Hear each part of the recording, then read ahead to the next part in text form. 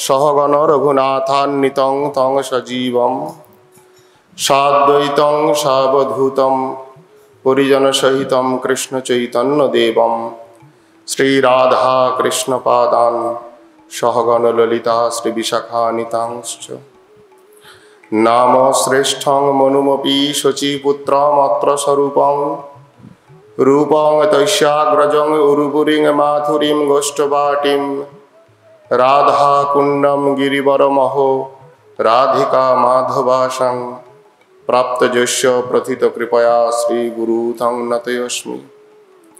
नमो महावदन्नाय कृष्णप्रेमप्रदायते कृष्णाय कृष्णचैतन्यनाम्ने गौरतिसे नमः। अनर्पितचरिञ्चिरात् करुणया अवतीर्णकलौ समर्पयितुमुन्नतोज्ज्वलरसांस भक्तिस्त्रियं हरिपुरटसुन्दर दुतीकदम्ब सन्दीपित सदा हृदयकन्दरे स्फुरतु शचीनन्दन।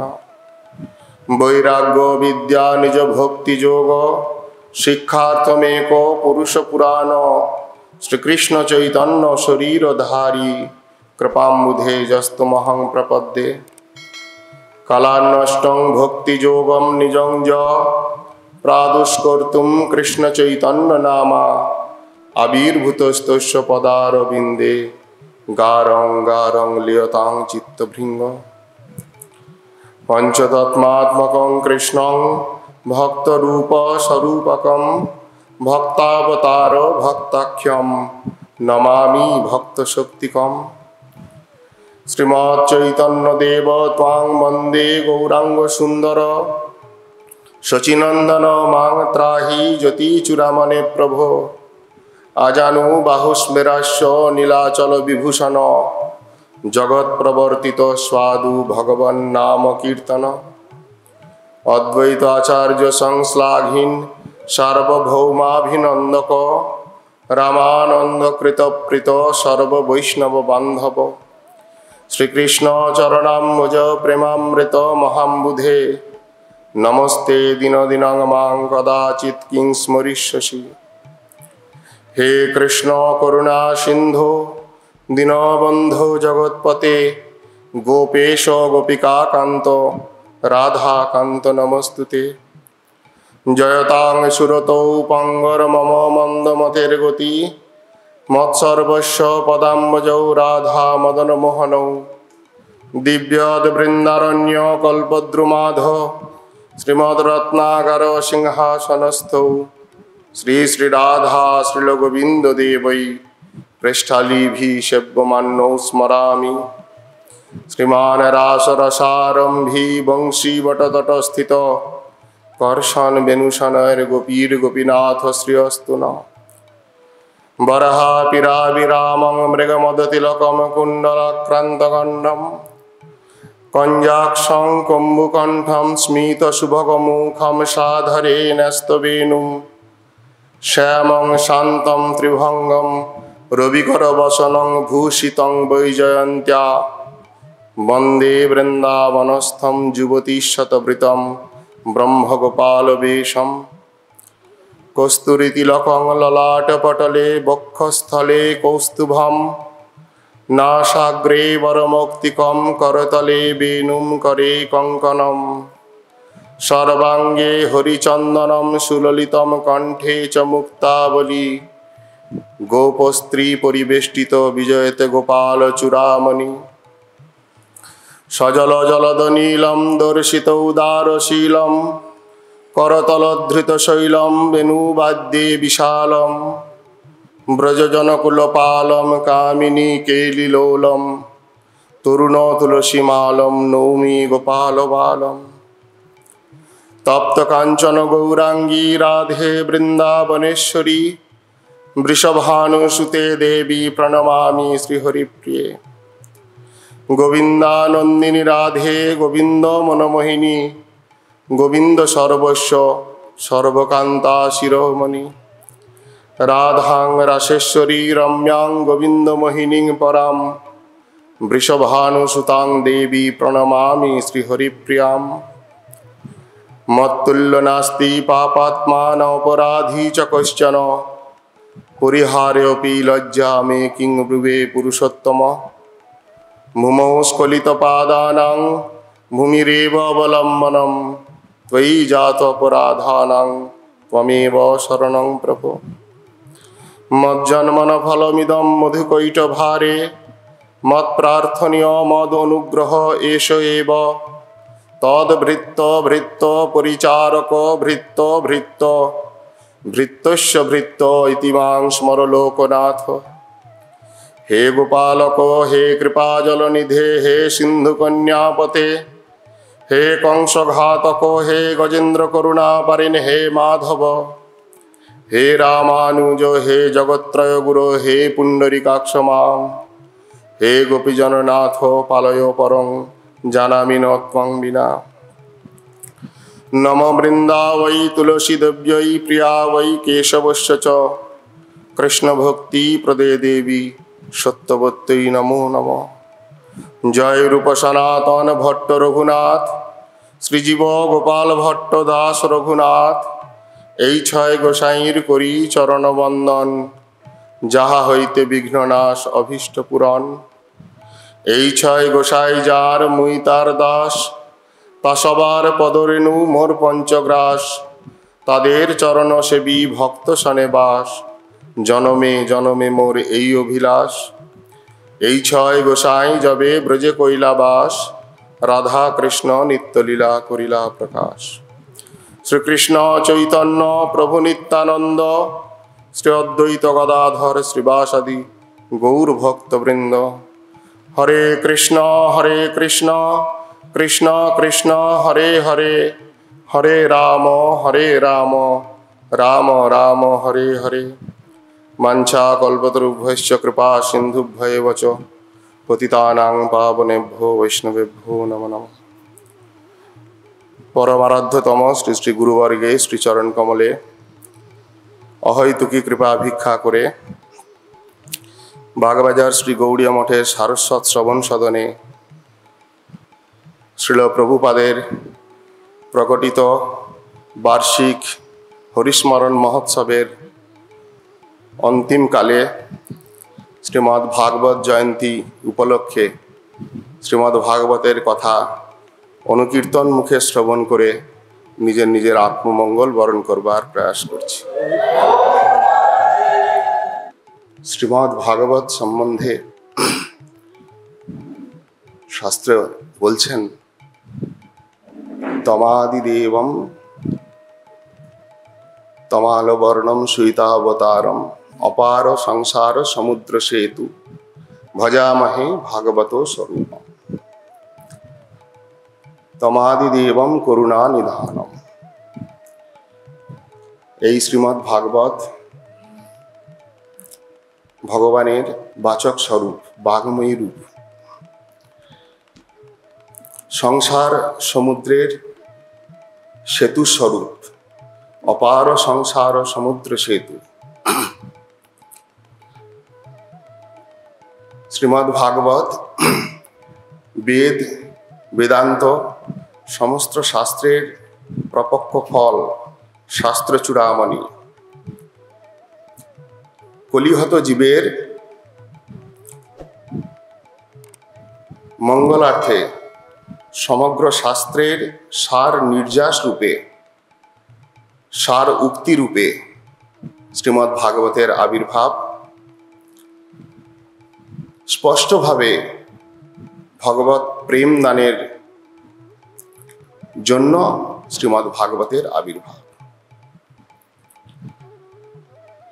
शास्त्रे এই শ্রীমদ্ ভাগবতের महिमा विविध स्थाने कीर्तित হয়েছে। আমরা যে তিথিতে এই কথা শ্রবণ করবার ব্রতী হয়েছি এই তিথি भागवतेर आविर्भाव तिथि। स्वयं सुखदेव गोस्वामी पाद परीक्षित महाराज के लक्ष्य करे शुकर तले गंगार तटे 7 दिन जाबत এই কথা শুনিয়ে জগতের সামনে শ্রীমদ্ ভাগবতের প্রকট করিয়েছিলেন। শ্রীমদ্ ভাগবত 3 বার এর সিটিং হয়। সর্বপ্রথম বেদব্যাস সরস্বতী নদীর তীরে সম্মাপ্রাস ক্ষেত্রে বদরিকাশ্রমে সুখদেব গোস্বামী পাদকে শ্রীমদ্ ভাগবতের এই কথা শোনান। দ্বিতীয়বার গঙ্গার তটে শুকরতল ক্ষেত্রে পরীক্ষিত মহারাজকে সুখদেব গোস্বামী পাদ এই কথা শ্রবণ করান। এবং তৃতীয়বার গোমতী নদীর তীরে নৈমিষারণ্য ক্ষেত্রে সুত গোস্বামী পাদ শৌনকাদি মুনি ঋষিকে এই শ্রীমদ্ ভাগবতের কথা শ্রবণ করা। শ্রীমদ্ ভাগবত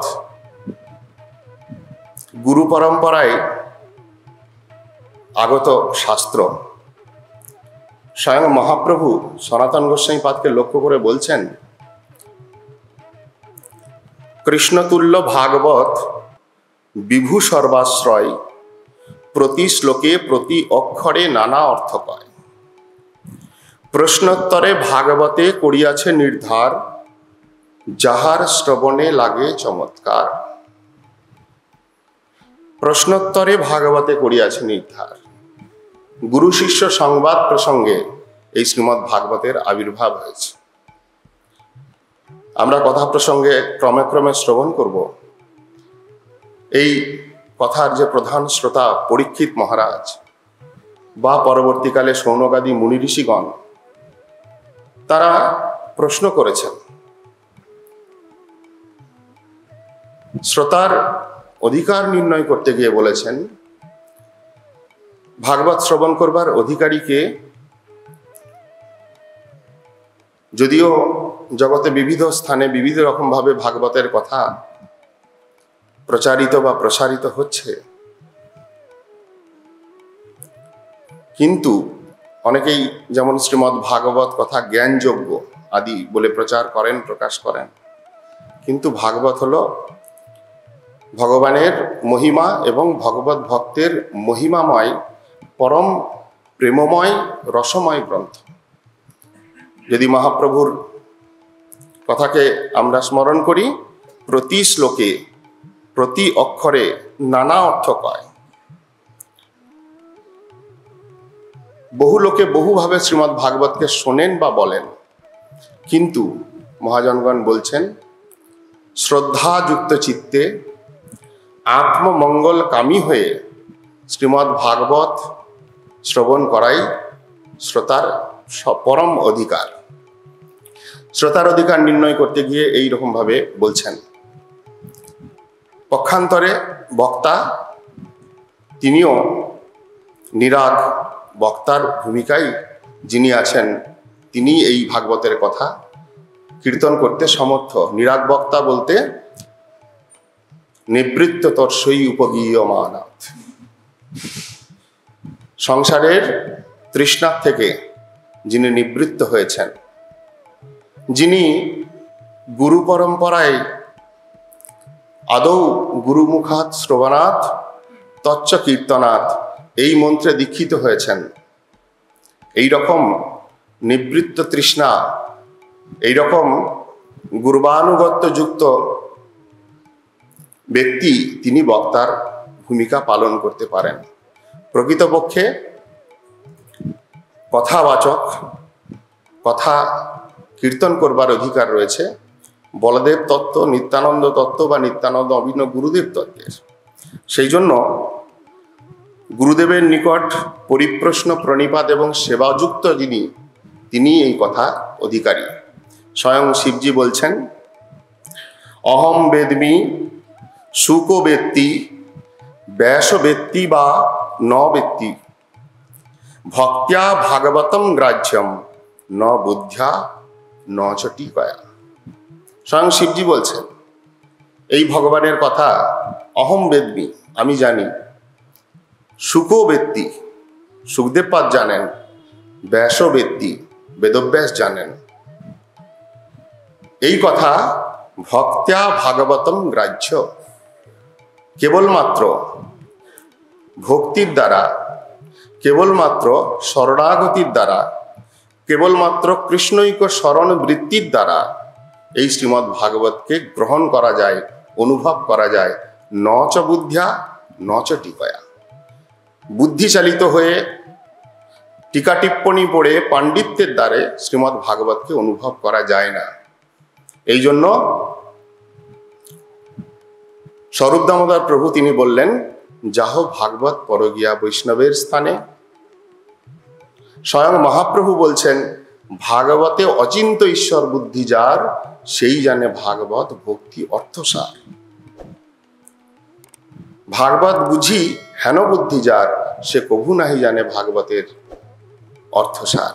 যিনি মনে করেন আমি ভাগবত বুঝি, যিনি নিজেকে বক্তা বলে অভিমান করেন, যিনি নিজেকে ভাগবতের জ্ঞাতা বলে অভিমান করেন, তিনি প্রকৃতপক্ষে ভাগবত শ্রোতা বা বক্তার ভূমিকায় অবতরণ করতে পারেন না। সেই জন্য ভাগবত শ্রবণের পূর্বেই শ্রীমদ্ ভাগবতের শ্রোতা বা বক্তার অধিকার সাপেক্ষে এই সমস্ত কথাগুলি আমাদের শুনতে হবে বা জানতে হবে। এই ভাগবত সম্বন্ধে, তার মহিমা সম্বন্ধে শাস্ত্রে পদ্মপুরাণের উত্তরখণ্ডে কীর্তিত হয়েছে। নারদ এবং সনকাদি চতুষ্ষণের বাদ সংবাদ প্রসঙ্গে শ্রীমদ্ ভাগবতের মহিমা কীর্তিত হয়েছে। নারদ ঋষি কোনো কালে কলির প্রারম্ভে তীর্থ পর্যটন করতে করতে গয়া, কাশী, পুষ্কর, কাঞ্চি, বারাণসী আদি এই সমস্ত তীর্থর পরিভ্রমণ করতে করতে ক্রমে বৃন্দাবনে এসে উপনীত হলে তিনি দর্শন করলেন স্বয়ং ভক্তি দেবী, একজন মহিলা, তিনি যুবতী আর তার দুই পুত্র, তারা দুইজন বৃদ্ধ হয়ে অচেতন হয়ে যমুনার তটে বসে সেই ভক্তি দেবী দুঃখিত অবস্থায় বসে রয়েছে।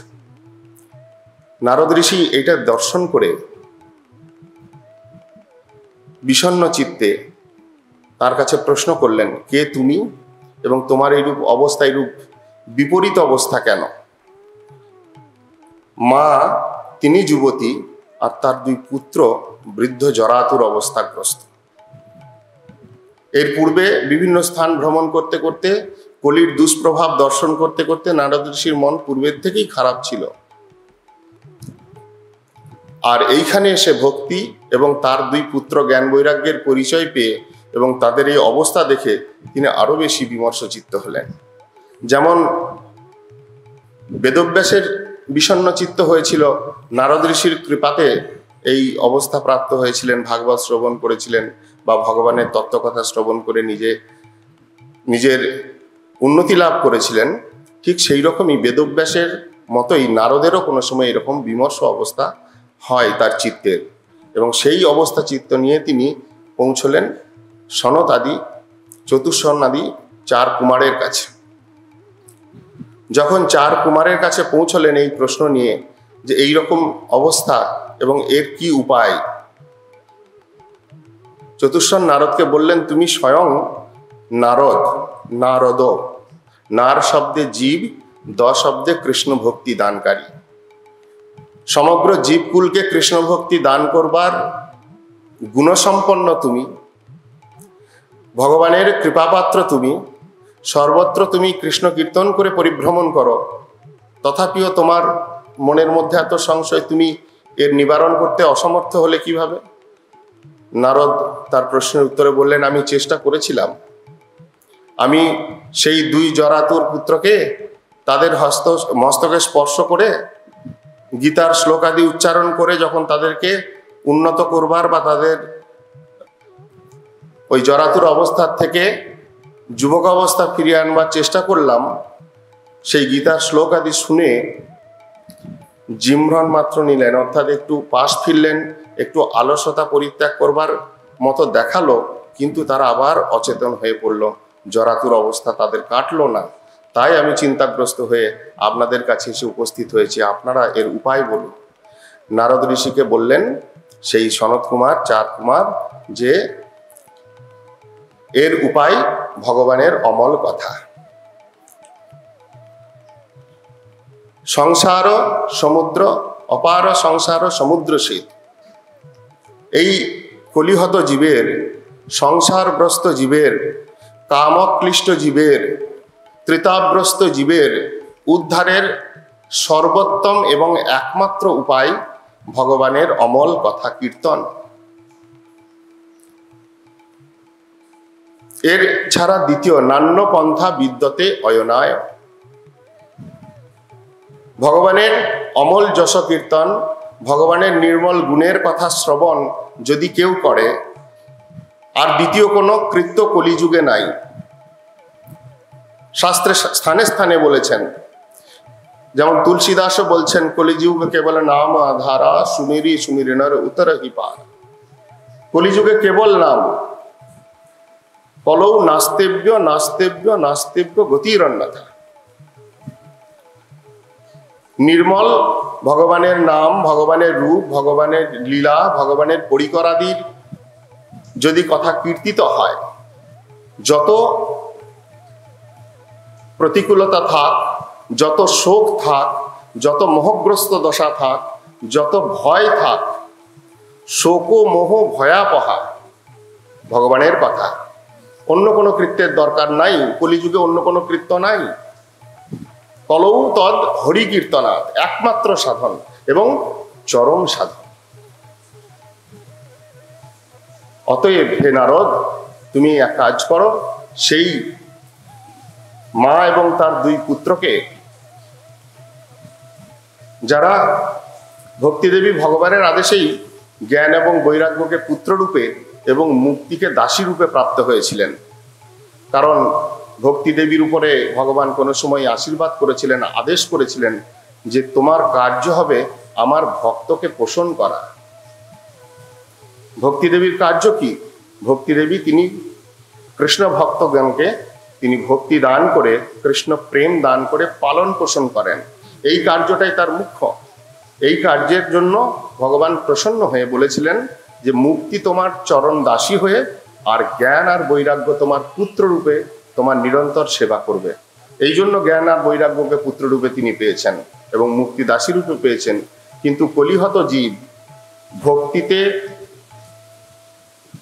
স্পৃহা শূন্য জীব, ভগবত ভক্তিতে আচরণবিহীন জীবের পক্ষে জ্ঞান বৈরাগ্য বা মুক্তি চিরতরে অভাব হবে। এই লক্ষণগ্রস্ত হয়ে এইরকম একটা লীলা প্রকাশ হলো। তখন সেই সনাতন, সনন্দন, সনত কুমার, চার ব্রহ্মার মানসপুত্র, তারা নারদকে উপদেশ করলেন যে তুমি এদেরকে নিয়ে হরিদ্বারে আনন্দ নামক বন ক্ষেত্র রয়েছে, সেই গঙ্গার তটে এসে উপনীত হও। তাদেরকে সামনে রেখে ভাগবতের কথা, ভগবানের কথা শ্রবণ করালেন এবং সেই কথা বলতে গিয়ে বললেন গোকর্ণর উপাখ্যান। দক্ষিণ দেশে তুঙ্গভদ্রা নদীর তটে আত্মদেব নামে এক ব্রাহ্মণ ছিলেন। যে ব্রাহ্মণ তিনি ধার্মিক সদাচারী হয়েও, বহু ধনবিত্ততে পরিশীল হয়েও তিনি কিন্তু অপুত্রক ছিলেন। এই দুঃখে তিনি কোনো সময় যে আমি এরূপ অপুত্রক হয়ে মারা গেলে আমার পিতৃকুলের কাছে আমি অপরাধী হব, আমার হাতের জলও আমার পিতৃদেবগণ গ্রহণ করবেন না, এমতো অবস্থায় আমার আত্মত্যাগ করা অর্থাৎ প্রাণত্যাগ করাই শ্রেয়। এই চিন্তন করে তিনি আত্মত্যাগ করবেন বলে গেলেন। হঠাৎ রাস্তায় এক সন্ন্যাসীর সঙ্গে দেখা। সন্ন্যাসীকে সমস্ত দুঃখের কথা জানালে তিনি দিব্য দৃষ্টিতে দেখে বললেন যে হ্যাঁ আত্মদেব, তুমি দুঃখ করো না, তোমার কর্মের বশে এই জন্মে কেন আগামী 7 জন্মেও তোমার কোনো পুত্র নেই। অতএব তুমি সেই বিষয়ে দুঃখ না করে ভগবানের ভজনে বা ধর্মের বিষয়েতে, ধর্মাচরণেতেই তুমি প্রবৃত্ত হও, এই করেই জীবন অতিবাহিত করো, এটাই তোমার জন্য শ্রেয়। কিন্তু আত্মদেব নাছড় বান্দা, তিনি সেই সন্ন্যাসীকে বারবার নিবেদন করতে লাগলেন, আপনি যদি ত্রিকাল দ্রষ্টা হন, আপনি যদি এত বড় কথা আমার জন্য বলতে পারেন, আপনার এও সামর্থ্য আছে, আপনি আমার দুঃখকে নিবারণ করবার জন্য আমাকে নিশ্চয়ই পুত্র দান করতে পারেন। বারবার অনুনয় বিনয় করবার পর ঋষি ক্রমে একটা ফল দিয়ে বললেন, তোমার পত্নীকে এই ফলটা খাওয়াবে, তাহলে তোমার পুত্র লাভ হবে। কিন্তু তোমার পত্নী যেন সদাচারী হয়ে এই ফলকে সেবন করে এবং যতদিন গর্ভধারণ করে থাকবে সদাচারীভাবে জীবনযাপন করে, তাহলে এক সুন্দর পুত্র লাভ হবে, যার দ্বারা তোমার দুঃখের বিনাশ হবে। সেই ফল নিয়ে যখন আনন্দ সহকারে এসে পত্নীকে দিলেন, তার পত্নীর নাম ধুন্দুলি। তিনি কি করলেন, চিন্তা করলেন যে এ তো বড় দুর্ভোগ, বড় কষ্ট, গর্ভ ধারণ করা 9 মাস, আবার 9 মাসের জায়গায় কোনো কোনো ক্ষেত্রে যদি আবার সুখদেবের মতো অবস্থা হয়, সুখদেব 16 বৎসর গর্ভে ছিলেন, বলা যায় না সন্ন্যাসীর দেওয়া ফল কি রূপে আসবে।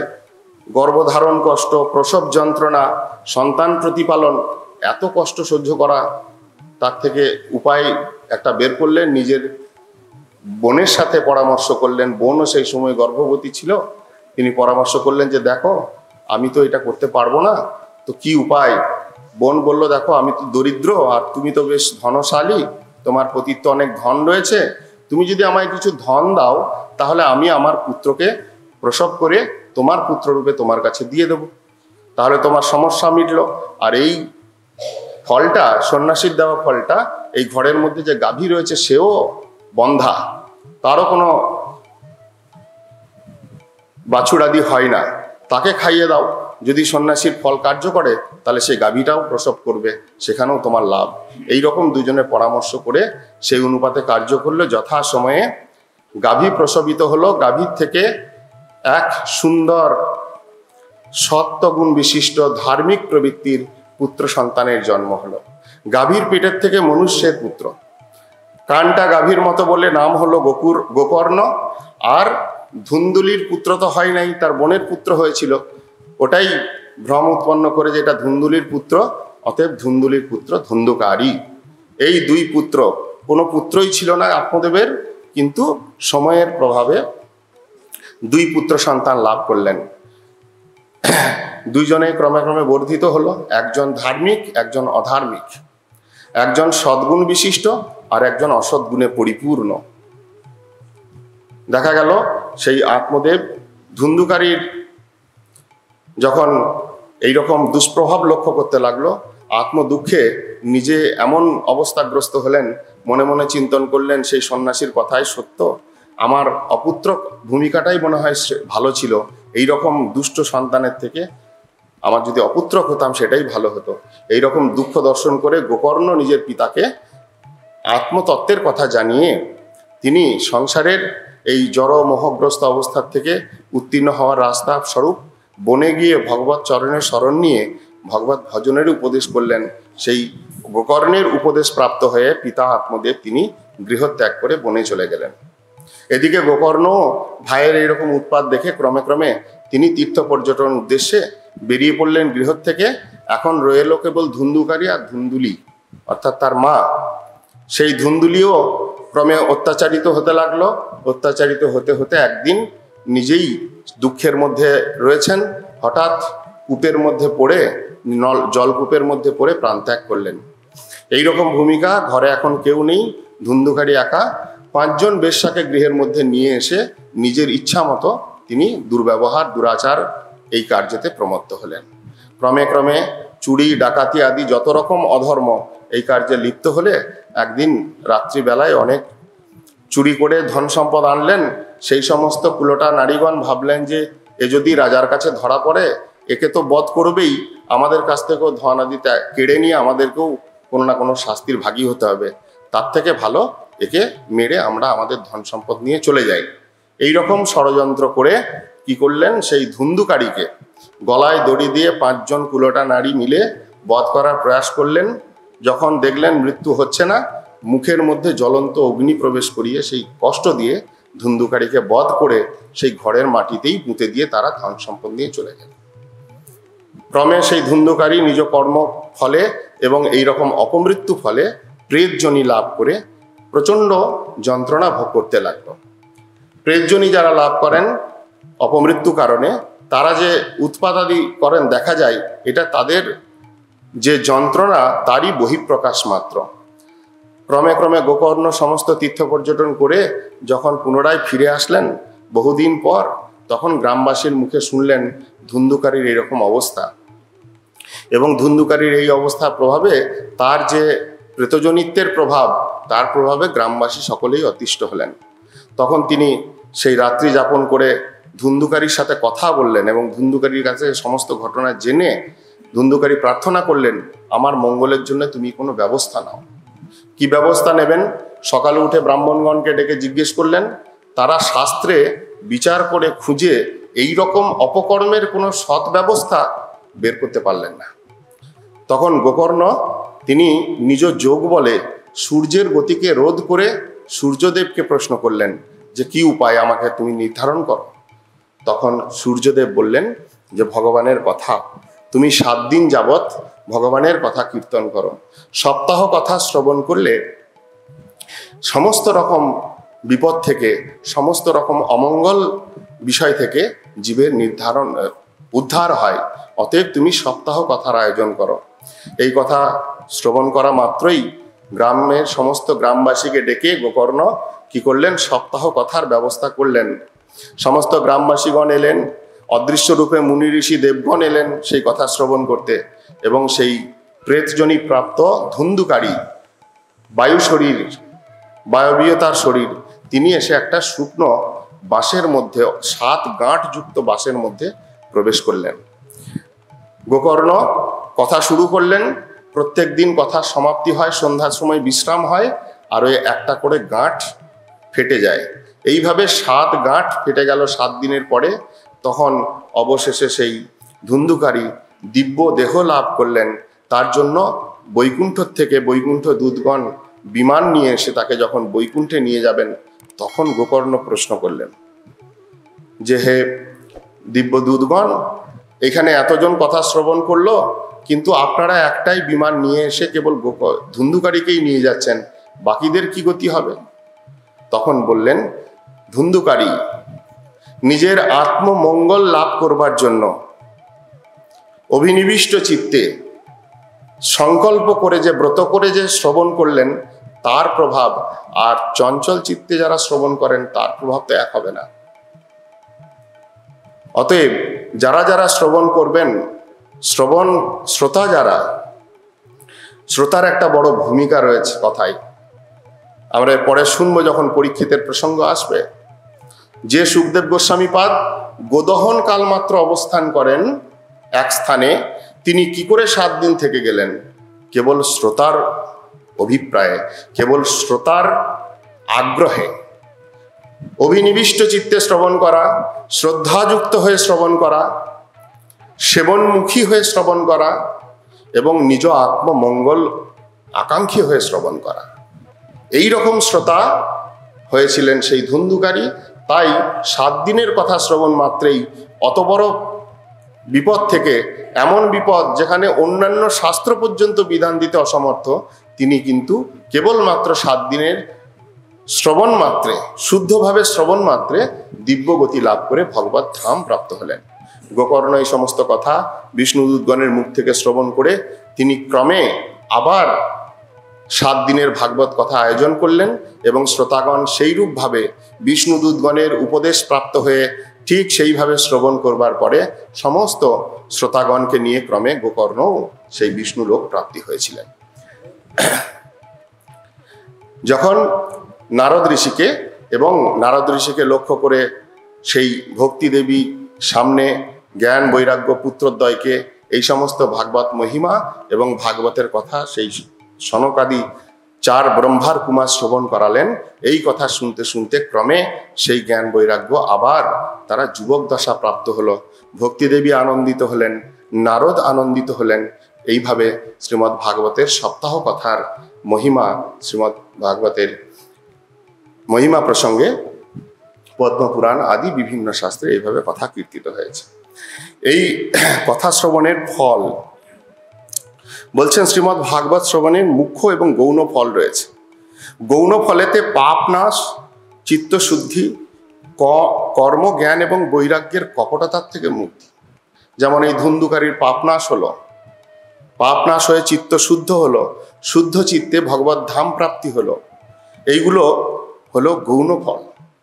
ভগবত ধাম পর্যন্ত প্রাপ্তি, মায়ার থেকে মুক্তি, এটা গৌণ ফল।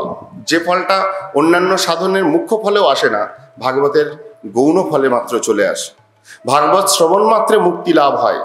আচরণ তো পরের কথা, শ্রীমদ্ ভাগবত কেউ যদি নিয়মপূর্বক শ্রবণ করে, ভাগবতের শ্রবণ মাত্রে মুক্তি লাভ হয়, আচরণ করুক বা না করুক। আর আচরণ করলে তার মুখ্য ফলে কি আসবে যখন সেবনমুখী হয়ে শ্রবণ করবেন? বলছেন প্রেমরূপ পঞ্চম পুরুষার্থ লাভ, ভগবত প্রেম লাভ বা ভগবানের নিত্য সেবা লাভ। এই শ্রীমদ্ ভাগবতের মুখ্য ফল এবং গৌণ ফল সম্বন্ধে বলছেন, কথা শ্রবণে চিত্তের স্থিরতা বা নিষ্ঠার আবশ্যকতা এবং শ্রীমদ্ ভাগবতের এই যে প্রতিপাদ্য বিষয়, সেটা হচ্ছেন স্বয়ং ভগবান কৃষ্ণচন্দ্র এবং কৃষ্ণের ভক্তগণ। শ্রীমদ্ ভাগবত কেবল ভক্ত এবং ভগবানের লীলা সমন্বিত বা মহিমা সমন্বিত গ্রন্থ। অতএব সেই ভক্ত ভগবানের চরণে শরণ নিয়ে তাদের চরণে কৃপা ভিক্ষা করতে করতে ভাগবত কথা কীর্তন বা ভাগবত কথা শ্রবণটাই ভাগবতের মুখ্য বিধান। এরপরে ক্রমে বলছেন সেই ভাগবত, শ্রীমদ্ ভাগবত হচ্ছেন ভগবানেরই কৃষ্ণ পরিবর্তিত রূপ। সনাতন গোস্বামী পাদ শ্রীমদ্ ভাগবতের মহিমা যে স্তব করেছেন, আমরা যেটা প্রত্যেক দিন ভাগবতের প্রারম্ভে বা সন্ধ্যায় ভাগবতের আরতির পরে যে স্তবটা করি, তারই মধ্যে রয়েছে শ্রীকৃষ্ণ পরিবর্তিত রূপ। শ্রীমদে ভাগবতের দ্বাদশ স্কন্ধ সমন্বিত 18,000 শ্লোক সমন্বিত এবং এই গ্রন্থের প্রথম এবং দ্বিতীয় স্কন্ধদ্বয় শ্রীকৃষ্ণের চরণ যুগল, তৃতীয় এবং চতুর্থ স্কন্ধ শ্রীকৃষ্ণের উরুদেশ, পঞ্চম স্কন্ধ নাভিদেশ, ষষ্ঠ স্কন্ধ কৃষ্ণের বক্ষস্থল, সপ্তম এবং অষ্টম স্কন্ধ বাহুদ্বয়, নবম স্কন্ধ কণ্ঠদেশ, দশম স্কন্ধ প্রফুল্লিত মুখমণ্ডল, একাদশ স্কন্ধ ললাট দেশ কপাল এবং দ্বাদশ স্কন্ধ হচ্ছেন শ্রীমৎ যখন আসবে কৃষ্ণের প্রফুল্লিত বদন কমল। কেবল কৃষ্ণলীলায় পরিপূর্ণ 90টা অধ্যায়ে কৃষ্ণলীলা বর্ণিত হয়েছে। অন্যান্য স্কন্ধ কোনোটা 30 অধ্যায়, কোনোটা 25 অধ্যায়, কোনোটা 40 অধ্যায় পর্যন্ত মুখ্যত বর্ণন রয়েছে, কিন্তু দশম স্কন্ধ 90টি অধ্যায়ে কৃষ্ণের লীলা বিস্তৃত বর্ণন করেছেন। এই জন্য শ্রীমদ্ ভাগবতের এই স্কন্ধ সমূহ ভগবানের রূপের সঙ্গে শাস্ত্র বর্ণন করছেন। ক্রমে শ্রীমদ্ ভাগবতের প্রথম স্কন্ধের কথা, যেখানে সুত সৌনক সংবাদ দিয়ে ভাগবতের প্রসঙ্গ শুরু হচ্ছে। আমরা পূর্বেই শ্রবণ করেছি 3টি যে সিটিং, সেই 3টি সিটিংয়ের মধ্যে তৃতীয় যে সিটিং সুত সৌনক, সুত গোস্বামী পাদ সৌনকাদি মুনি ঋষিগণকে যে কথা শুনিয়েছিলেন, সেই কথা শ্রবণান্তর এই ভাগবত গ্রন্থরূপে প্রকাশিত হয়েছে। যে গ্রন্থ আমরা আজকে পাই বা দেখি বা পড়ি, অনুশীলন করি, এই গ্রন্থ সুত গোস্বামী পাদ সৌনকাদি মুনি ঋষিগণকে নৈমিষারণ্য ক্ষেত্রে যখন শোনালেন, তারপর বেদব্যাস গ্রন্থরূপে এটাকে প্রকাশ করলেন। সর্বপ্রথমে 3টি শ্লোকের দ্বারা শ্রীমদ্ ভাগবতের মঙ্গলাচরণ, 3টি শ্লোক মঙ্গলাচরণের মধ্যে রয়েছে, যার মধ্যে সম্বন্ধ বিধেয় প্রয়োজন কথা, যার মধ্যে ভগবানের স্বরূপের কথা, যার মধ্যে ভাগবত কি তার বস্তু নির্দেশ এবং আশীর্বাদ প্রার্থনা রূপ সমস্ত ক্রিয়াই এই 3টি শ্লোকের মধ্যে নিহিত রয়েছে। সর্বপ্রথমেই জন্মাদস্য যত অন্বয়াৎ আদিতরতশ্চ অর্থেষু অভিজ্ঞসারাট তেনে ব্রহ্মহৃদা আদি কবয়ে মুহ্যন্তি যৎ সূরয় তেজ বারি মৃদাম যথা বিনিময় যত্র ত্রিসর্গম মৃষা ধাম্না সেন সদা নিরস্তকুহকং ধীমহি ধর্ম প্রজ্জিত কৈতবত্র পরম নির্মৎসরাণাম শতাম বেদ্যম বাস্তবম অত্র বস্তু শিবদম তাপত্রয়ম উন্মিলনম শ্রীমদ্ ভাগবতে মহামুনিকৃতে কিংবা পরৈ ঈশ্বর সদ্য হৃদয় অবরুদ্ধতে অত্র কৃতিভি শুশ্রূষুভি তৎক্ষণাৎ নিগম কল্পতরুগলিত ফলম সুখমুখাদ অমৃত দ্রব সংযুতম পিবত ভাগবতম রসমালয়ম মুহুরঃ রসিকা ভুবি ভাবুকা। এই 3 শ্লোকে মঙ্গলাচরণ করে গ্রন্থের প্রারম্ভ। প্রথম শ্লোকেই জন্মাদস্য যত অন্যায়াত আদি ইতরতশ্চ অর্থেষু অভিজ্ঞ সারাট, সম্বন্ধ তত্ত্বের কথা এবং সম্বন্ধ তত্ত্ব কৃষ্ণ তার স্বরূপের কথা এই শ্লোকে বর্ণিত হয়েছে। জগৎগুরু শিল ভক্তি সিদ্ধান্ত সরস্বতী প্রভুপাদ তিনি যখন প্রকট লীলাকালে প্রচার আদি করছেন এই ভাগবতের, বিশেষত এই শ্লোকের, ঢাকা মাধ্য গৌড়ীয় মঠে বাংলাদেশে তিনি 1 মাস ব্যাপী 30 দিন ব্যাপী এই শ্লোকের ব্যাখ্যা করেছেন। আমরা পূর্বেই শুনলাম মহাপ্রভুর কথা, প্রতি শ্লোকে প্রতি অক্ষরে নানা অর্থ হয়। আমরা যা কথা শুনব 7 দিনে শ্রীমদ্ ভাগবতের কথা শ্রবণ সম্ভব নয়। এই কথা জন্ম জন্ম যদি শ্রবণ করা যায়, তথাপিও ভাগবতে রয়েছে তদেব রম্যং রুচিরং নবম নবম। যতবার এ কথা শোনা যাবে, যতবার এ কথা কীর্তিত হবে, ততবার নতুনভাবে, নবীয়মানভাবে, রসময়তাভাবে ভক্তগণ আস্বাদন করবেন। পিবত ভাগবতম রসমালয়ম রসিকা ভুবি ভাবুকা। সংসারগ্রস্ত জীবের কথা ছেড়েই দিন, যারা সংসারে ত্রিতাপগ্রস্ত জ্বালায় সংসার ক্লিষ্ট হচ্ছেন, তারা তো ভগবানের কথা অমৃত তাদের ভালো লাগবেই। যারা মুক্ত হয়েছেন, ত্রিতাপ জ্বালার থেকে মুক্ত হয়েছেন, তারা পর্যন্ত ভাবুক চিত্তে, মোহগ্রস্ত চিত্তে সেই রসকে পান করেন, রস পানে প্রমত্ত হন। মুক্তগণ পরম মুক্ত দশা লাভ করেন যখন এই কথাকে শ্রবণ করেন। এই ভাগবত এতটাই তার মহিমা, সেই জন্য বলছেন এই শ্লোক, প্রথম শ্লোক প্রভুপাদ প্রায় 1 মাস ব্যাপী ঢাকাতে ব্যাখ্যা করেছিলেন, যে শ্লোকে কৃষ্ণের সম্বন্ধে বলছেন এবং সেখানে সত্যং পরম ধীমহি একটা শব্দ ব্যবহার করা হয়েছে। সেই পরম সত্য তত্ত্বকে আমরা ধ্যান করি, সেই পরম সত্য তত্ত্বের চরণে আমরা শরণাগত হই। যখন ভাগবত রচনা শুরু করলেন, প্রথমেই ভগবানের চরণে শরণাগতির কথা। ধ্যান মানে তার চরণে শরণ, তার চরণে আত্মসমর্পণ। কেন বলছেন? যিনি সৃষ্টি স্থিতি প্রলয়ের একমাত্র মালিক, যিনি সর্বতত্ত্বজ্ঞাতা, যিনি পরম স্বতন্ত্র, যিনি সৃষ্টির পূর্বে আদিকবি ব্রহ্মার হৃদয়তে সমস্ত জ্ঞান অর্পণ করে এই সৃষ্টি আদি রচনা সংরচনা করলেন, এবং যাকে অনুভব করতে গিয়ে সময়ে সময়ে দেবতাগণ পর্যন্ত মোহগ্রস্ত, মুহ্যন্তি যৎসূরয়। সেই ভগবত তত্ত্ব কি, যে ব্রহ্মার হৃদয়ে ভগবান অনুভব করিয়েছিলেন, সেই ব্রহ্মা পর্যন্ত কোনো সময় ভগবানকে অনুভব করতে গিয়ে মোহগ্রস্ত দশা লাভ করে চিনতে পারলেন না। ব্রহ্মা, শিব, ইন্দ্রাদি দেবতাগণ বারংবার মোহগ্রস্ত হয়েছে। এই জন্য মুহ্যন্তি যৎসূরয়। যে ভগবান অসত্য বস্তুর মধ্যেও সত্যের ন্যায় প্রতীত হয় কেবল যার অবস্থান হেতু, এই সংসারেতে তিনি অবতীর্ণ হন, এই সংসারেতে অবতার গ্রহণ করে লীলাদি করেন, দেখে মনে হয় সত্য-রজ তমগুণ বিশিষ্ট আর 5টা ব্যক্তির মতো।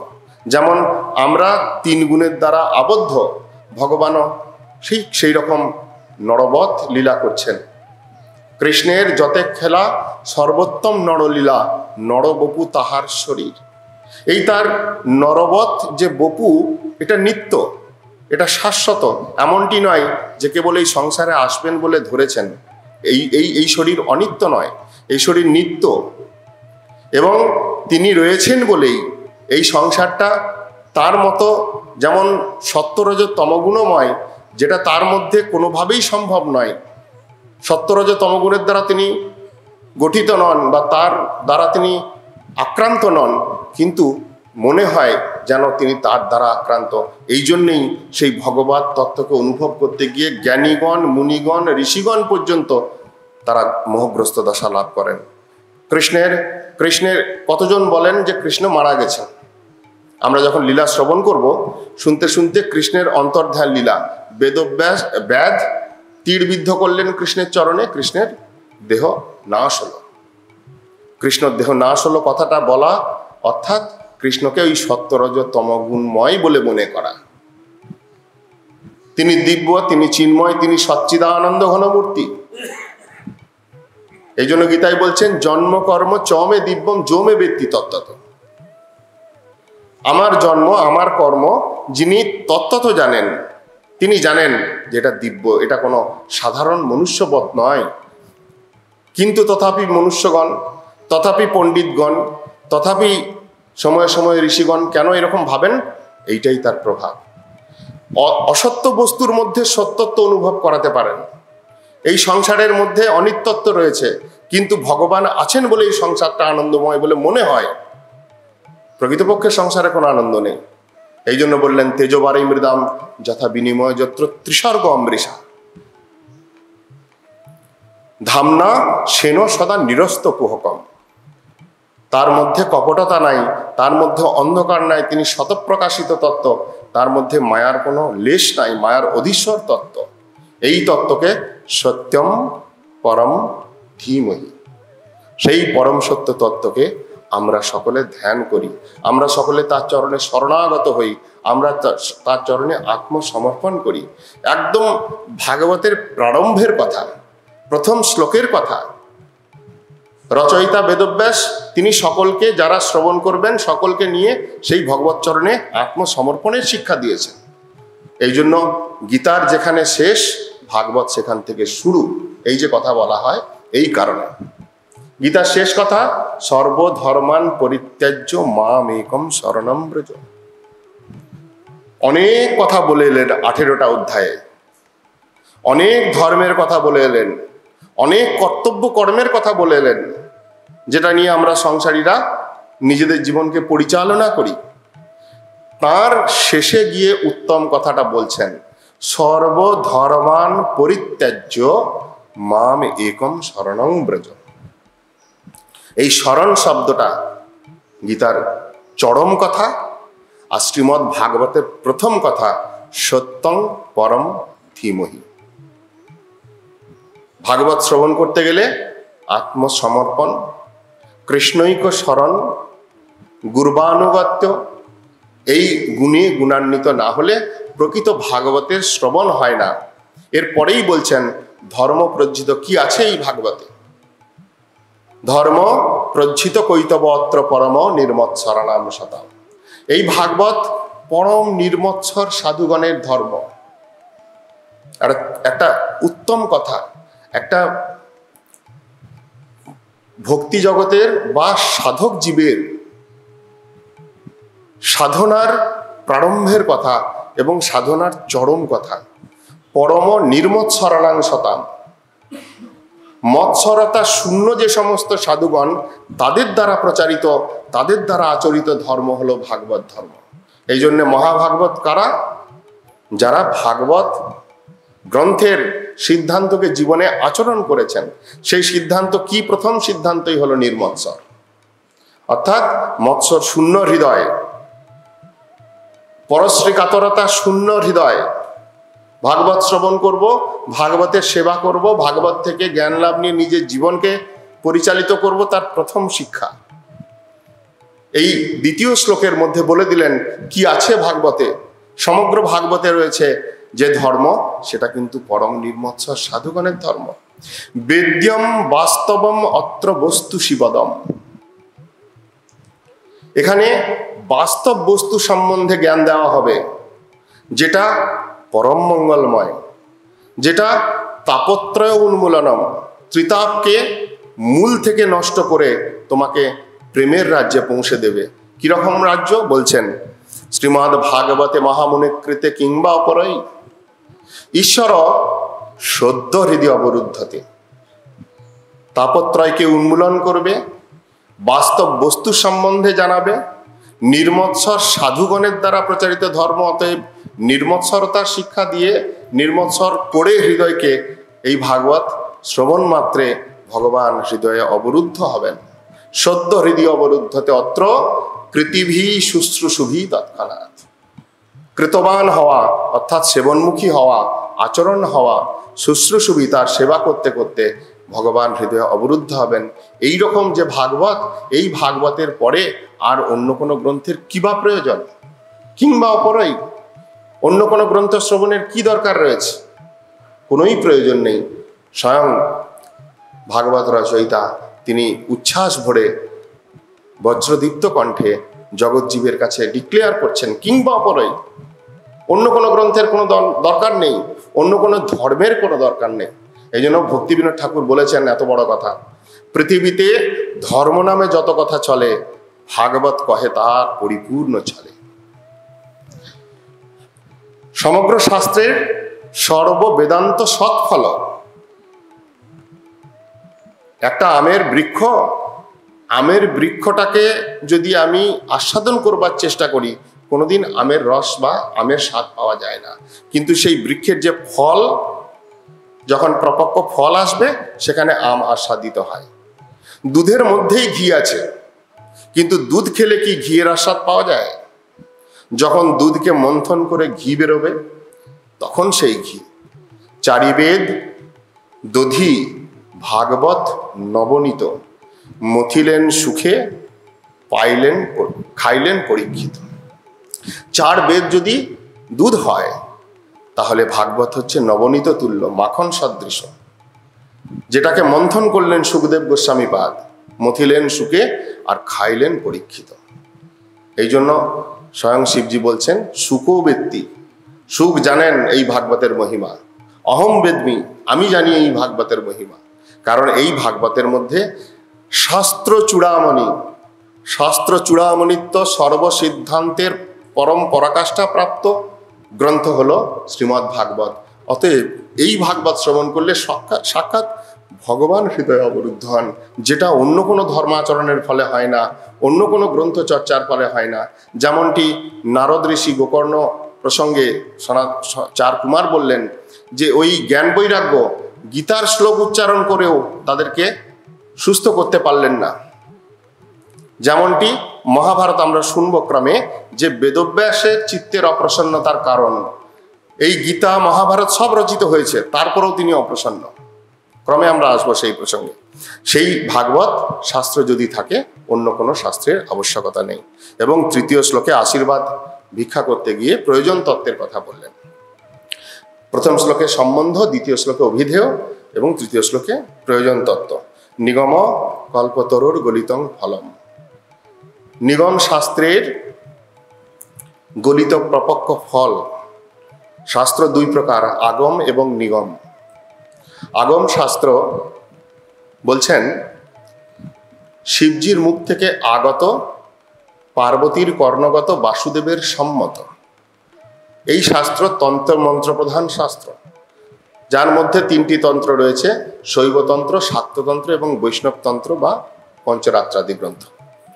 এবং নিগম শাস্ত্র হলো বেদব্যাসের মুখ থেকে নির্গত, সুখদেবের কর্ণগত, কৃষ্ণের সম্মত গ্রন্থ, যেটা কেবল ভগবানের মহিমা, ভগবানের যশকথাময় গ্রন্থ। তার নাম, রূপ, গুণ, লীলা, চরিত্র আদির বর্ণনময় যে শাস্ত্র, তাকে বলা হয় নিগম শাস্ত্র। এই নিগম শাস্ত্রের প্রপক্ষ ফল হলো এই শ্রীমদ্ ভাগবত। আবার সেই ফলটা সুকমুখাদ অমৃত দ্রব সংযুত। শাস্ত্রের নিজস্ব একটা মহিমা যে তিনি সমস্ত শাস্ত্রের সার।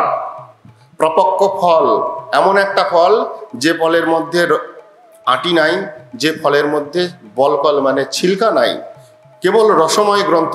সেখানে আস্বাদন করবার মানুষে তাতে স্পর্শ করলেই রস পাওয়া যায়। সেই গ্রন্থটা আবার সুকমুখাদ অমৃত দ্রব সংযুতম।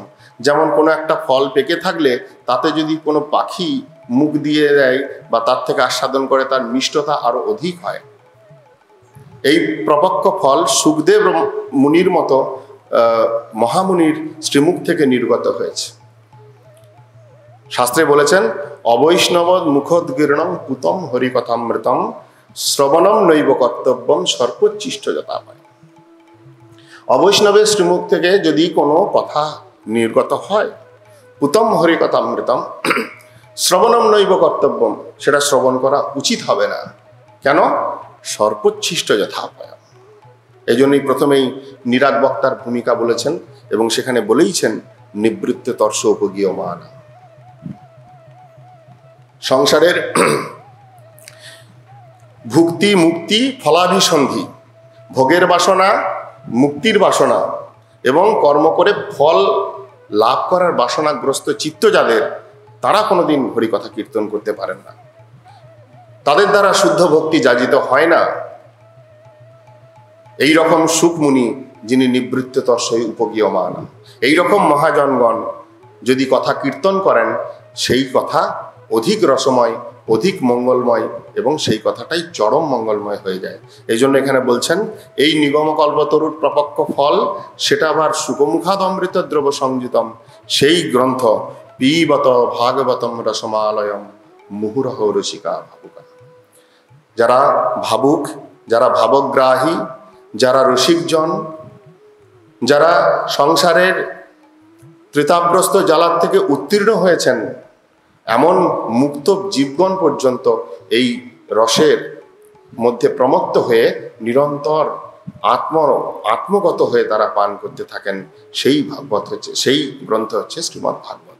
এই রূপে 3টি শ্লোকের দ্বারা মঙ্গলাচরণ করে ক্রমে শ্রীমদ্ ভাগবতের কথা প্রারম্ভ। কলির প্রারম্ভেতে বিষ্ণুক্ষেত্র নৈমিষারণ্য তীর্থে দীর্ঘদিন ধরে শৌনকাদি মুনি ঋষিগণ যজ্ঞানুষ্ঠান করছিলেন কলির জীবের মঙ্গলার্থে। নৈমিষারণ্য ক্ষেত্র, বিষ্ণু ক্ষেত্র, হরিক্ষেত্র, ভগবত ধাম। বায়ুপুরাণে বলছেন নৈমিষারণ্য, নিমিষ রূপী অরণ্য। ব্রহ্মার মনোময় সৃষ্ট চক্র পরিধি বিশিষ্ট স্থান হল নৈমিষ। যে পুণ্যভূমিতে, যে ভগবত ধামেতে যখন ঋষিগণ নিজেদের আত্মমঙ্গলার্থে কোন স্থান উপযুক্ত হবে, প্রত্যেকটা বিষয়ের জন্য স্থান, কাল এবং পাত্র বিচার করে। কোন কাল, যেমন ভজনের জন্য সবসময় প্রভাতকাল, উষাকাল, এই জন্য সাধু মুনি ঋষিগণ তারা ভোরে নিদ্রা ত্যাগ করে ভজন করেন। স্থান, ভগবত তীর্থ, ভগবত ধাম সমূহ, তার নিজস্ব একটা প্রভাব রয়েছে, সঙ্গের একটা প্রভাব রয়েছে। এবং পাত্র, পাত্র মানে সঙ্গ, স্থান, কাল এবং পাত্র। যেমন আমরা এই যে স্থানে বসেছি, স্বয়ং প্রভুপাদ প্রকটিত এই স্থান, প্রভুপাদের দেওয়া নাম সারস্বত শ্রবণ সদন, অপ্রাকৃত দিব্য স্থান, মহাজানগণের বিহার ক্ষেত্র, লীলাভূমি এই স্থান। এই স্থানে বসা, এই কাল অর্থাৎ এই বার্ষিক হরিস্মরণ মহোৎসব কাল, মহাজনের প্রকটিত, বা ভাগবত জয়ন্তীর কাল, এবং পাত্র অর্থাৎ সঙ্গ, শুদ্ধ সাধু সঙ্গে। আমাদের মস্তক উপরই গুরুবর্গ রয়েছেন, তারা কেবল ফটো বা আলেখ্য নন, তারা প্রকট অপ্রকট দুই অবস্থাতেই নিত্যকাল বর্তমান রয়েছেন। যদি আমরা তার চরণে শরণাগত হই, তাদের চরণে যদি সমর্পণ বৃত্তি যুক্ত হই, তারা প্রত্যেককে আমাদেরকে নিজ শিষ্য জ্ঞানে আমাদের বুদ্ধিবৃত্তিকে তারা প্রেরণ করবেন বা করেন, এটাই তাদের কার্য। এই স্থানকাল পাত্রের বিচার সবসময়ই সর্বক্ষেত্রেই রয়েছে। কোনো সময় ঋষিমুনিগণ ব্রহ্মার কাছে উপনীত হয়ে কোন স্থানে ভজন করা শ্রেষ্ঠ হবে এই চিন্তা করলেন। তখন ব্রহ্মা মনোময় একটা চক্র তিনি প্রেরণ করলেন। সেই চক্র যে স্থানে পতিত হলো, সেই চক্র পরিধি বিশিষ্ট স্থানটা পুরোটাই নৈমিষারণ্য ক্ষেত্র। সেই স্থানে এসে মুনিগণ এই যজ্ঞানুষ্ঠান করেছিলেন। অন্যত্র বলছেন ভগবান এই অরণ্যে নিবাসকারী দানব সকলকে নিমেষকালের মধ্যে বধ করে এই স্থানকে পরম পবিত্র করেছিলেন বলেও এটাকে নৈমিষারণ্য ক্ষেত্র বলা হয়। সেই নৈমিষারণ্য ক্ষেত্র পরম পবিত্র স্থান, ভগবানের কৃপালব্ধ স্থান। সেই স্থানেতে শৌনক আদি মুনি ঋষিগণ কলিযুগের প্রারম্ভে কলিযুগের জীবের মঙ্গলার্থে তারা যজ্ঞানুষ্ঠান করছিলেন। দীর্ঘদিন যজ্ঞ করতে করতে তাদের সমস্ত সময় এই যজ্ঞের পিছনে লাগানোর পরেও কোনো সময় চিত্তের অপ্রসন্নতা বা যজ্ঞের মধ্যে একটা অংশ হচ্ছে কথা কীর্তন। যজ্ঞ মানে তার চারটে দিক রয়েছে: হবন, মন্ত্রানুষ্ঠান, আর তার আহুতি, এবং সেই সঙ্গে রয়েছে ভগবত কথা কীর্তন। এই চারটে মিলে যজ্ঞ হয়। সেই কথা কীর্তনের প্রসঙ্গে যখন এলো, তখন সুত গোস্বামী পাদকে তারা লক্ষ্য করে সমস্ত বেদ, বেদান্ত, ইতিহাস, পুরাণ, এই সমস্ত শাস্ত্রের সার উপদেশ কি সেইটা শ্রবণ করবার অভিপ্রায়ে তার সামনে 6টি প্রশ্ন উত্থাপন করলেন। সেই 6টি প্রশ্ন শৌনকাদি মুনি ঋষিগণের দ্বারা, এই 6 প্রশ্নেরই উত্তর হচ্ছে শ্রীমদ্ ভাগবত। বলছেন, পুংসাম একান্তত শ্রেয়স্তম, জীবের ঐকান্তিক শ্রেয় কি? ভূতানাম জেনাত্মাসু প্রসীদতি, জীবগণের আত্মার প্রসন্নতা কিভাবে লাভ হয়? কত সুন্দর প্রশ্ন। জীবের প্রসন্নতা বললেন না, কারণ জীব বলতে শাস্ত্রেতে জীবাত্মাই বোঝায়, কিন্তু জীবের কাছে জীব মানে আমাদের এই দেহটাই আমি। অতএব প্রথমেই স্পষ্ট করলেন, ভূতানাম যেন আত্মা সুপ্রসীদতি, আত্মা কিভাবে প্রসন্নতা লাভ করে। বসুদেবস্য জাতযস্য চিকিৎসায়া, ভগবান বাসুদেবের চরিত্র কথা, তার উদার চরিত্র কথা। যস্য অবতার ভূতানাং ক্ষেমায় চ ভবায় চ, ভগবান যে বিভিন্ন সময় বিভিন্ন অবতার গ্রহণ করে এই জীবের, জগৎ জীবের মঙ্গল বিধান করেছেন, সেই সমস্ত অবতার এবং তাদের চরিত্র কথা। হরের ধীমান অবতারও কথা শুভা, এখন যে ভগবান অবতার গ্রহণ করে শেষে লীলা করলেন, সেই ভগবান বাসুদেবের অবতার কথা, তার মঙ্গলময় চরিত্র কথা। এবং ধর্ম কং শরণঙ্গত, যখন ভগবান এই সমস্ত লীলাদি করে চলে গেলেন, অন্তর্ধান লীলা প্রকাশ করলেন। যতদিন ভগবান ছিলেন, ভগবানের প্রভাবে জগতে ধর্মের নিবাস ছিল, কিন্তু যখন ভগবান এই ধরাধামকে ত্যাগ করে অপ্রকট লীলা প্রকাশ করলেন, তখন ধর্ম কং শরণাগত, ধর্ম কার কাছে গিয়ে শরণাগত হলেন বা কোথায় রয়েছেন সেই ধর্ম। এই 6টি প্রশ্ন। পুরুষের ঐকান্তিক শ্রেয় কি? আত্মার প্রসন্নতা কিসে লাভ হয়? বাসুদেবের চরিত্র কথা, তার অবতার সমূহের কথা, ভগবান বাসুদেবের তার অবতার কথা, তিনি কিভাবে অবতীর্ণ হয়েছেন, এবং ধর্ম, ভগবান চলে গেলে ধর্ম কোথায় আশ্রয় গ্রহণ করলেন। এই 6টি প্রশ্ন শৌনকাদি মুনি ঋষিগণ করলেন। যে সমস্ত মুনি ঋষি ছিলেন, 60,000 মুনি ঋষিগণের মধ্যে শৌনক মুনি বৃদ্ধ কুলপতি, সুনক ঋষির পুত্র তিনি শৌনক, তিনি ছিলেন সেখানকার মধ্যে শ্রেষ্ঠ। অতএব সকলের প্রতিনিধি স্বরূপে শৌনকাদি মুনি ঋষি সুত গোস্বামী পাদকে প্রশ্ন করলেন। এই সুত গোস্বামী পাদ, তিনি হচ্ছেন লোমহর্ষণ ঋষির পুত্র উগ্রশ্রবা সুত। আমরা পরে শ্রবণ করব, যখন ভাগবত এলো কিভাবে সেটা বলবেন, তখন দেখা যাবে যে বেদব্যাস যে বেদকে 4 ভাগে বিভাজিত করলেন এবং 4 জনকে পাঠ করালেন, এবং পঞ্চম বেদরূপে যে গ্রন্থ হলো সেটা রোমহর্ষণ সুতকে পাঠ করিয়েছিলেন, তাকে সেই জ্ঞানটা দিয়েছিলেন। ভগবানের কথা শ্রবণ করতে করতে তার শরীরের লোমকূপ সমূহ রোমাঞ্চিত হয়ে পুলকিত হয়েছিল বলে তার নাম রোমহর্ষণ সুত। তাঁরই পুত্ররূপে উগ্রশ্রবা সুত, এই সুত গোস্বামী পাদ, তিনি পরীক্ষিত মহারাজ যখন শুকর তলেতে পরীক্ষিত মহারাজকে শুনিয়েছিলেন, সেই সভার মধ্যে তিনি উপস্থিত ছিলেন। সাক্ষাৎ সুখদেব গোস্বামী পাদের শ্রীমুখ থেকে পরীক্ষিত মহারাজের সভায় বসে সেই সুত গোস্বামী পাদ সমস্ত কথা শ্রবণ করেছিলেন। এখন সেই সুত গোস্বামী পাদকে যখন এই 6টি প্রশ্ন করল, তিনি সেই 6টি প্রশ্নের উত্তর দিতে গিয়ে সর্বপ্রথমেই নিজ ইষ্টদেব, নিজ গুরুদেব সুখদেব গোস্বামী পাদকে 2টি শ্লোকের দ্বারা তার চরণ বন্দনা করে, তার কাছে কৃপা ভিক্ষা করে তিনি ক্রমে এই প্রশ্নের উত্তর দিতে শুরু করছেন।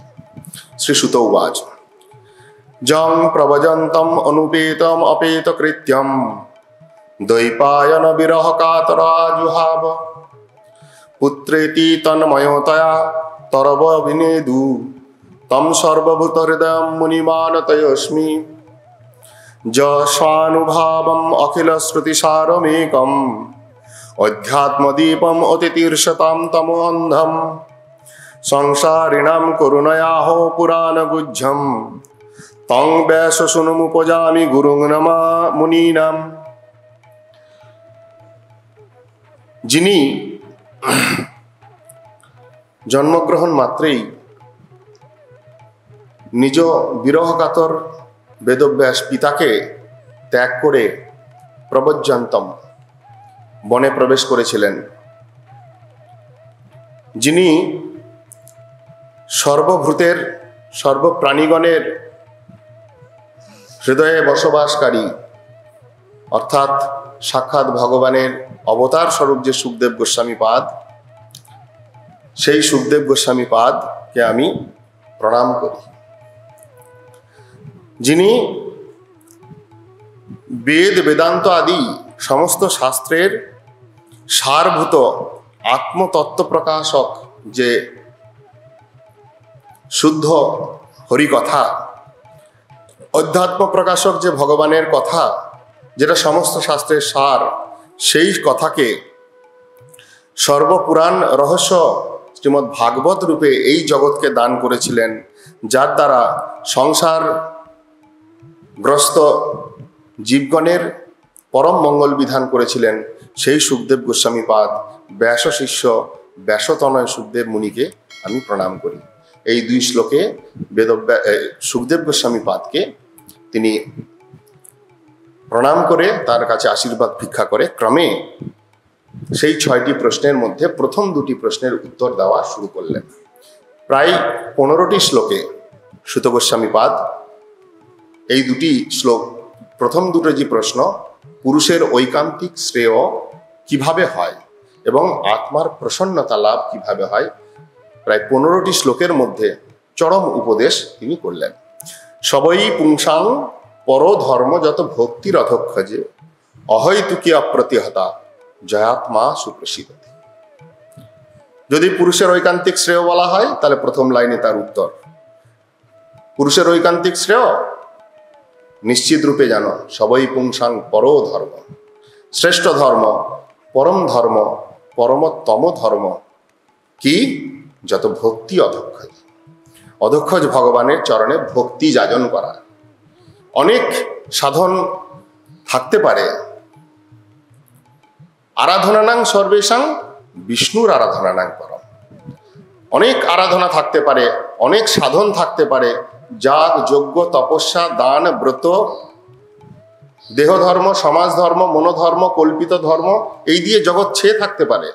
ভাগবত সমস্ত কথাকে অতিক্রম করে বললেন সবই পুংসাং পরো ধর্ম যত ভক্তি অধক্ষজে।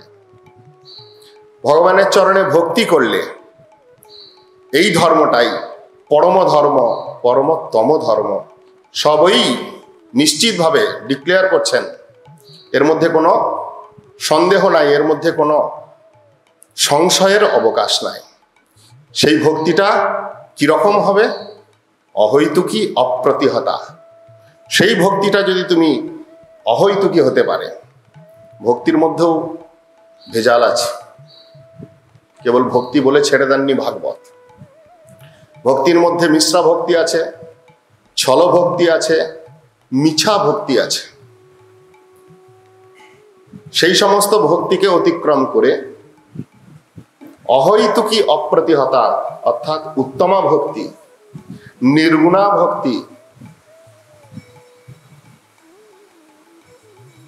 যদি যাজিত হয়, জয়াত্মা সুপ্রসীদতি, আত্মার প্রসন্নতা লাভ সেখানেই সিদ্ধ হয়।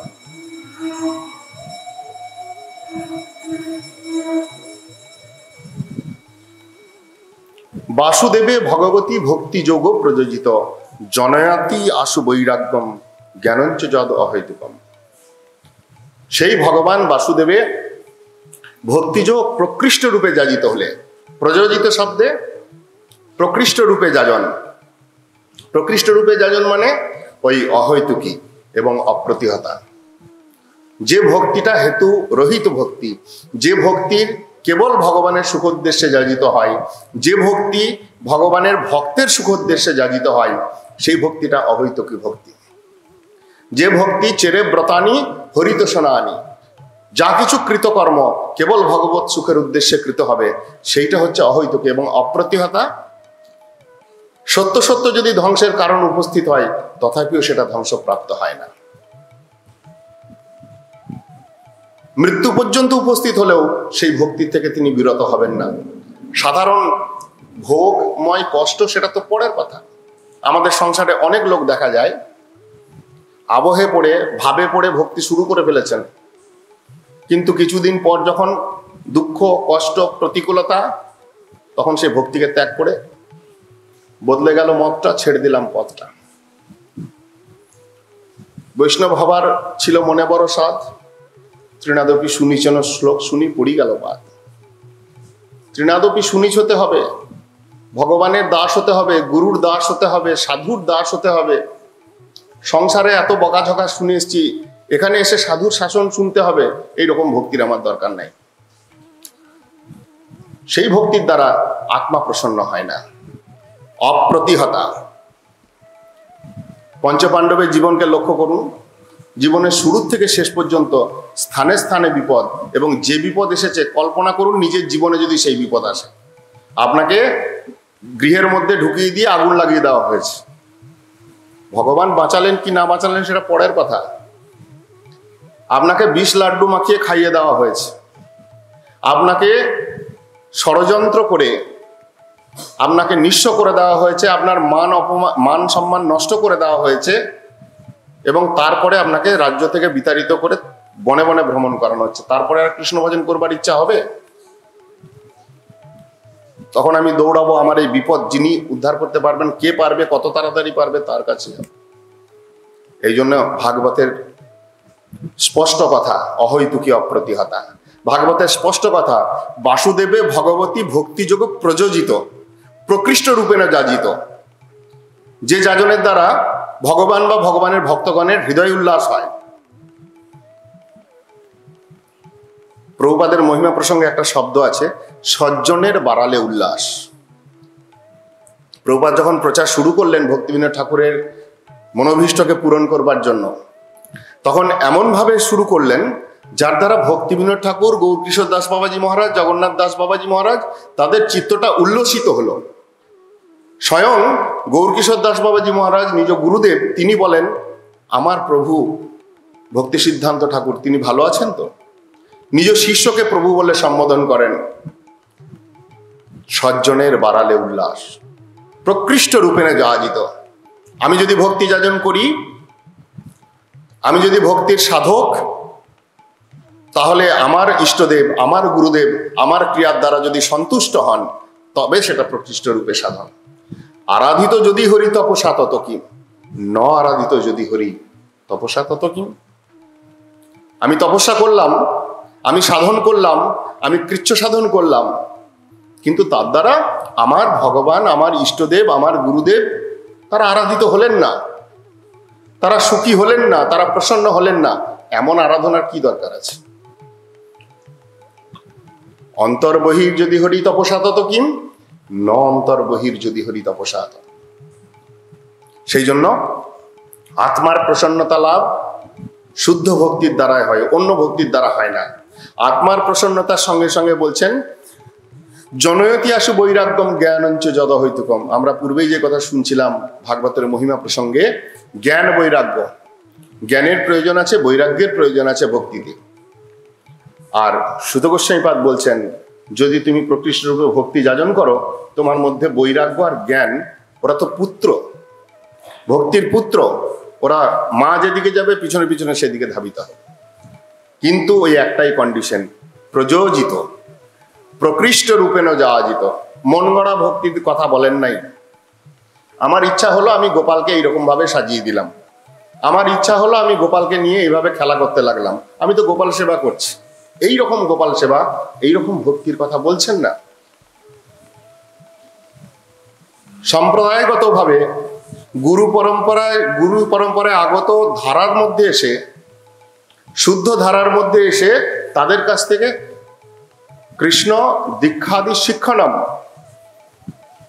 কৃষ্ণ ভক্তি, কৃষ্ণ অনুশীলন শিক্ষা গ্রহণ করতে হবে, তবে শুদ্ধ ভক্তি যাজন হবে। আমি মনে মনে কিছু একটা ভেবে নিলাম, সেইভাবে ভোগ লাগালাম, সেইভাবে আরতি করলাম, সেইভাবে ঠাকুরের সেবা করলাম, সেটা শুদ্ধ ভক্তি নয়, এর দ্বারা আত্মার প্রসন্নতা হয় না। সাধক যেন এই বিষয়ে স্পষ্ট অবধারণ করতে পারেন, সেই জন্য সুত গোস্বামী পাদ এই সমস্ত উপদেশ করলেন। ধর্ম স অনুষ্ঠিত পুংসাং বিশ্বক্ষেন কথা সুজন উৎপাদয়ের যদি রতিং শ্রময় বহি কে বলাম। আপনি সমস্ত ধর্ম যাজন করলেন, কিন্তু ভগবানের কথায় রুচি এলো না। শ্রম এ বহি কে বলাম, হরি কথায় রুচি যার সেই ভাগ্যবান। ভগবানের প্রিয়স্য শ্রবণস্য মম প্রেম অভিজায়তে। ভগবানের কথা শ্রবণ করলে প্রেম পর্যন্ত হৃদয়ের মধ্যে জাত হয়। যত সাধনের নববিধা ভক্তির মধ্যে শ্রবণ সর্বপ্রথম সাধন। আমাদের গুরুবর্গ কত বড় বৈজ্ঞানিক, কত বড় তারা সিদ্ধান্তবিদ, কত বড় তারা আমাদের মঙ্গল আকাঙ্ক্ষী হয়ে কি সুন্দর ব্যবস্থা করেছেন। দেখুন, একটা বার্ষিক মহোৎসব করেছেন, হরিস্মরণ মহোৎসব নাম দিয়ে শুরু করলেন ঝুলন যাত্রা, যেটার অধিকারী হচ্ছেন পরম মুক্তগণ, আর শেষ করছেন ভাগবত কথা দিয়ে।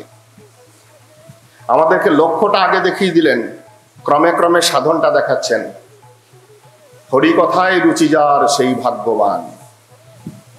ভগবানের কথাতে রুচিপ্রাপ্ত হওয়া, ভগবানের কথাতেই জীবনকে ধারণ করা, ভগবানের কথাটাই জীবনের একমাত্র সাধন করে নেওয়া, এইটা হচ্ছে চরম কথা। এই জন্য ধর্ম স অনুষ্ঠিত পুংসাং বিশ্বক্ষেন কথা ন উৎপাদয়েত যদি রতিং শ্রম এবহি কে বলম। সমস্ত পরিশ্রম বৃথা হবে। আমরা 1 মাস ধরে কৃষ্ণ জন্মাষ্টমী করলাম, কালকে রাধাষ্টমী করলাম, তার পূর্বে বলদেব পূর্ণিমা, গুরু পূজা, ঝুলন যাত্রা, কত পরিশ্রম করেছি। এত কিছু করবার পরে ভাগবত সপ্তাহ কথার ব্যবস্থা দিয়ে আমাদেরকে শুনিয়ে দিচ্ছেন গুরুবর্গ, যদি তোমার হরিকথায় রুচি না আসে শ্রম এবহি কে বলম। অর্থাৎ নিরন্তর হরিকথা শ্রবণ, নিরন্তর হরিগুণ কীর্তন, নিরন্তর হরিস্মরণ, এই প্রায় 15টা শ্লোকে এই শিক্ষাই দিয়েছেন। আমাদের সময় অল্প, সেই জন্য প্রত্যেকটি শ্লোকের শ্রবণ তো সম্ভব নয়। অতএব শেষে বলছেন, অতবৈ কবয় নিত্যং ভক্তিং পরমায়া মুদা বাসুদেবে ভগবতী কুর্বন্তী আত্মপ্রসাদ। আত্মপ্রসাদ কোথায় লাভ হয়, আত্মপ্রসন্নতা কোথায় লাভ হয়? অতবৈ কবয় নিত্যং ভক্তিং পরমায়া মুদা। এই ভক্তি যদি কেউ যাজন করে, তবে যার দ্বারা পরমানন্দ লাভ হতে পারে, যার দ্বারা ভগবান প্রসন্ন হন, সেই ভক্তি যাজনের দ্বারা পূর্বন্তী আত্মপ্রসাদনী, আত্মার প্রসন্নতা লাভ হয়, জীবের ঐকান্তিক শ্রেয় লাভ হয়। এবং বললেন যে দেখো, এই ভক্তিটা ভগবান দিয়ে গেলেন, ভগবান তো চলে গেলেন, কিন্তু ভগবান যাওয়ার ফলে এই ভক্তি কোথায় থাকলো?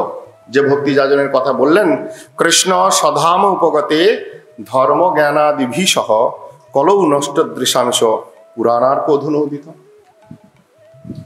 কৃষ্ণ যখন সধামে চলে গেলেন, তখন ধর্ম জ্ঞানাদিভি সহ, ধর্ম জ্ঞান আদি, ধর্ম জ্ঞান বৈরাগ্য ভক্তি আদি, এরা কি হলো?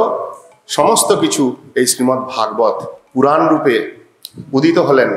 শ্রীমদ্ ভাগবত পুরাণ রূপ অর্ক, সূর্য উদিত হলো। যেমন সূর্যের উদয়ে রাত্রের অন্ধকার বিনাশ হয়, সেই রকম কলিরূপ অন্ধকারকে বিনাশ করবার জন্য ভগবানের বাচক স্বরূপ বাংময়ী রূপে শ্রীমদ্ ভাগবত পুরাণ রূপী সূর্যের উদয়।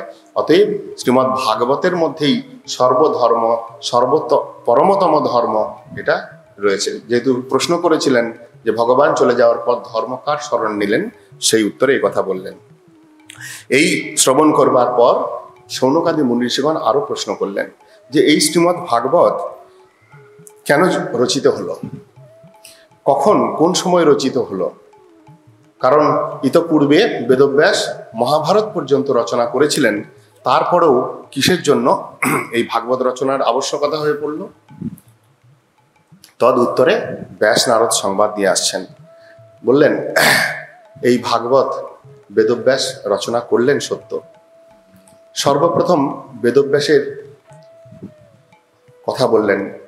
বেদব্যাস হচ্ছেন পরাশর ঋষির ঔরসে সত্যবতীর গর্ভের থেকে জাত ভগবানের সত্তাবেশ অবতার। তিনি, তার প্রকৃত নাম কৃষ্ণদ্বৈপায়ন। কৃষ্ণ বর্ণ বিশিষ্ট তার শরীরের বর্ণ, তাই তাকে কৃষ্ণ, এবং দ্বীপকে আশ্রয় করে তার আবির্ভাব হয় বলে দ্বৈপায়ন। এই কৃষ্ণ দ্বৈপায়ন ভগবত ইচ্ছায় কলিযুগের প্রারম্ভে যখন এক বেদ ছিল, সেই বেদ তো ভগবানের মুখনিসৃত বাণী, অপৌরুষেয় গ্রন্থ। বেদ হলো জীবের সর্বমঙ্গলময় শাস্ত্র, কিন্তু সেই বেদকে অনুধাবন করবার মতো সামর্থ্য কলিযুগের জীবের মধ্যে নেই। বেদকে অনুভব করবে সেই ক্ষমতা নেই। বেদকে যদি অনুভবই না করতে পারে তাহলে জীবের মঙ্গল হবে কিভাবে? এই চিন্তা করে তিনি বেদকে 4 ভাগে বিভাগ করলেন: ঋক, সাম, যজু, অথর্ব। ঋগ্বেদ কৈল ঋষিকে, সামবেদ জয়মিনী ঋষিকে, যজু অঙ্গিরা ঋষিকে এবং অথর্ববেদ সুমন্ত ঋষিকে। এই 4 জনকে বেদব্যাস এই 4 বেদের জ্ঞান দিয়ে শিষ্য প্রশিষ্য ক্রমে তিনি কি করলেন? এই বেদকে প্রচার শুরু করলেন। কিন্তু তারপরে পঞ্চম বেদ রূপে ইতিহাস পুরাণাদি রচিত হলো। বেদের পরে এক বেদের থেকে 4 বেদ। যদি বেদ কিভাবে এসছে দেখা যায়, আমরা প্রথমে শুনলাম ওম শব্দ। ওম শব্দের থেকে গায়ত্রী, গায়ত্রী শব্দের বিস্তার হলো বেদ। এই এক বেদকে 4 ভাগে বিভাগ করলেন বেদব্যাস, এবং তারপর সেই বেদের সিদ্ধান্ত সমূহকে জীবনের সাথে, ভারতবর্ষের ইতিহাসের সাথে সেই জীবনের বেদের সূত্রগুলিকে দিয়ে যে গ্রন্থ রচনা করলেন, সেই হলো পুরাণ বা ইতিহাস, যার মধ্যে মহাভারত আদি গ্রন্থ পর্যন্ত রয়েছে। স্ত্রী, শূদ্র, অজ্ঞ জীবরা সেই পুরাণেও অধিকার লাভ করতে পারবে না। সেই জন্য তিনি কি করলেন? মহাভারত রূপী গ্রন্থ রচনা করলেন, যার মধ্যে বেদের কথাগুলোই, বেদের সিদ্ধান্তগুলোই জীবনের সঙ্গে সামঞ্জস্যভাবে প্রকাশ করা হয়েছে। এতদূর পর্যন্ত রচনা করেও বেদব্যাসের চিত্তের অপ্রসন্নতা। সরস্বতী নদীর তীরে কোনো সময় অপ্রসন্ন চিত্তে তিনি বসে রয়েছেন। তিনি নিজেও অনুভব করতে পারছেন না যে কিসের জন্য চিত্তের এই অপ্রসন্নতা। আমাদের সকলের জীবনেই এরকম হয়। সব কিছু ঠিকঠাক চলছে, সবই ভালো, মনের মধ্যে শান্তি নাই। একেই বলা হয় আধ্যাত্মিক তাপ।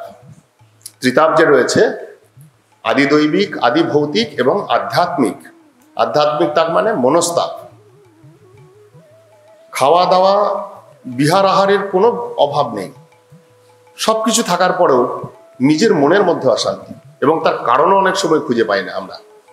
বেদব্যাসেরও মনের মধ্যে কোনো সময় এই অবস্থা যখন প্রাপ্ত হলো, হঠাৎ যদৃচ্ছা ক্রমে যখন নারদ ঋষি এসে উপস্থিত হলেন, নারদ ঋষি প্রশ্ন করলেন, হে বেদব্যাস, কি হয়েছে তোমার? কেন তোমার এই অবস্থা? তিনি বললেন, অস্তব্য মে সর্বমিদম তয় উক্তম তথাপি না আত্মা পরিতিষ্যতমে। আমি জগৎজীবের মঙ্গলার্থে এত বিধান করলাম, কিন্তু কেন জানি না আমার নিজের আত্মাটা সন্তুষ্ট নয়। আমি অসন্তুষ্ট চিত্তে বসে আছি। আপনি বিজ্ঞ, আপনি ভগবৎ শ্রেষ্ঠজন, আপনি কৃপা করে আমার এই দুঃখের নিবারণ করুন। এই বলে নারদের চরণে বেদব্যাস শরণাগত হলেন। বেদব্যাস, যিনি কিনা ভগবানের সত্তাবেশ অবতার, ভগবত ইচ্ছায় যিনি শাস্ত্রের বিস্তার করলেন, জগৎজীবের মঙ্গলের বিধান করলেন, তার এরকম দশা হতে পারে? একদিকে দেখিয়েছেন হতে পারে, কারণ তিনি শ্রেষ্ঠ কথা বলেননি, পরে বলবেন। আরেকদিকে দেখিয়েছেন এটা হওয়ার কথা নয়। কিন্তু এরকম একটা লীলা কেন হলো? বেদব্যাসকেও নারদ ঋষির চরণে শরণাগত নিতে হলো। গুরুর চরণে শরণাগতি যখন নিলেন তখন প্রকৃত শ্রীমদ্ ভাগবতের প্রকাশ হল। এটা টিকার মধ্যে ধরেছেন বিশ্বনাথ চক্রবর্তীবাদ।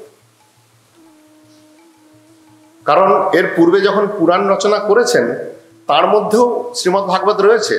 18টি পুরাণ, 6টি সাত্ত্বিক, 6টি রাজসিক, 6টি তামসিক। ওই 6টি যে সাত্ত্বিক পুরাণ তার মধ্যে পদ্মপুরাণ, বিষ্ণু পুরাণ, এই স্কন্ধ পুরাণ আদির মধ্যে শ্রীমদ্ ভাগবত পুরাণও রয়েছে। ভাগবত রচিত হয়েছে, কিন্তু সেই ভাগবত এটা নয়। তার মধ্যে এই রূপে ভগবান আর ভগবানের ভক্তের কথা বিস্তৃত, সুন্দর, স্পষ্ট, শুদ্ধভাবে বর্ণিত ছিল না। কেবল ফলাভিসন্ধিমূলক কথাই বেশি বেশি ছিল। সেই জন্য শুদ্ধ ভাগবতের অবতারণা কখন হলো?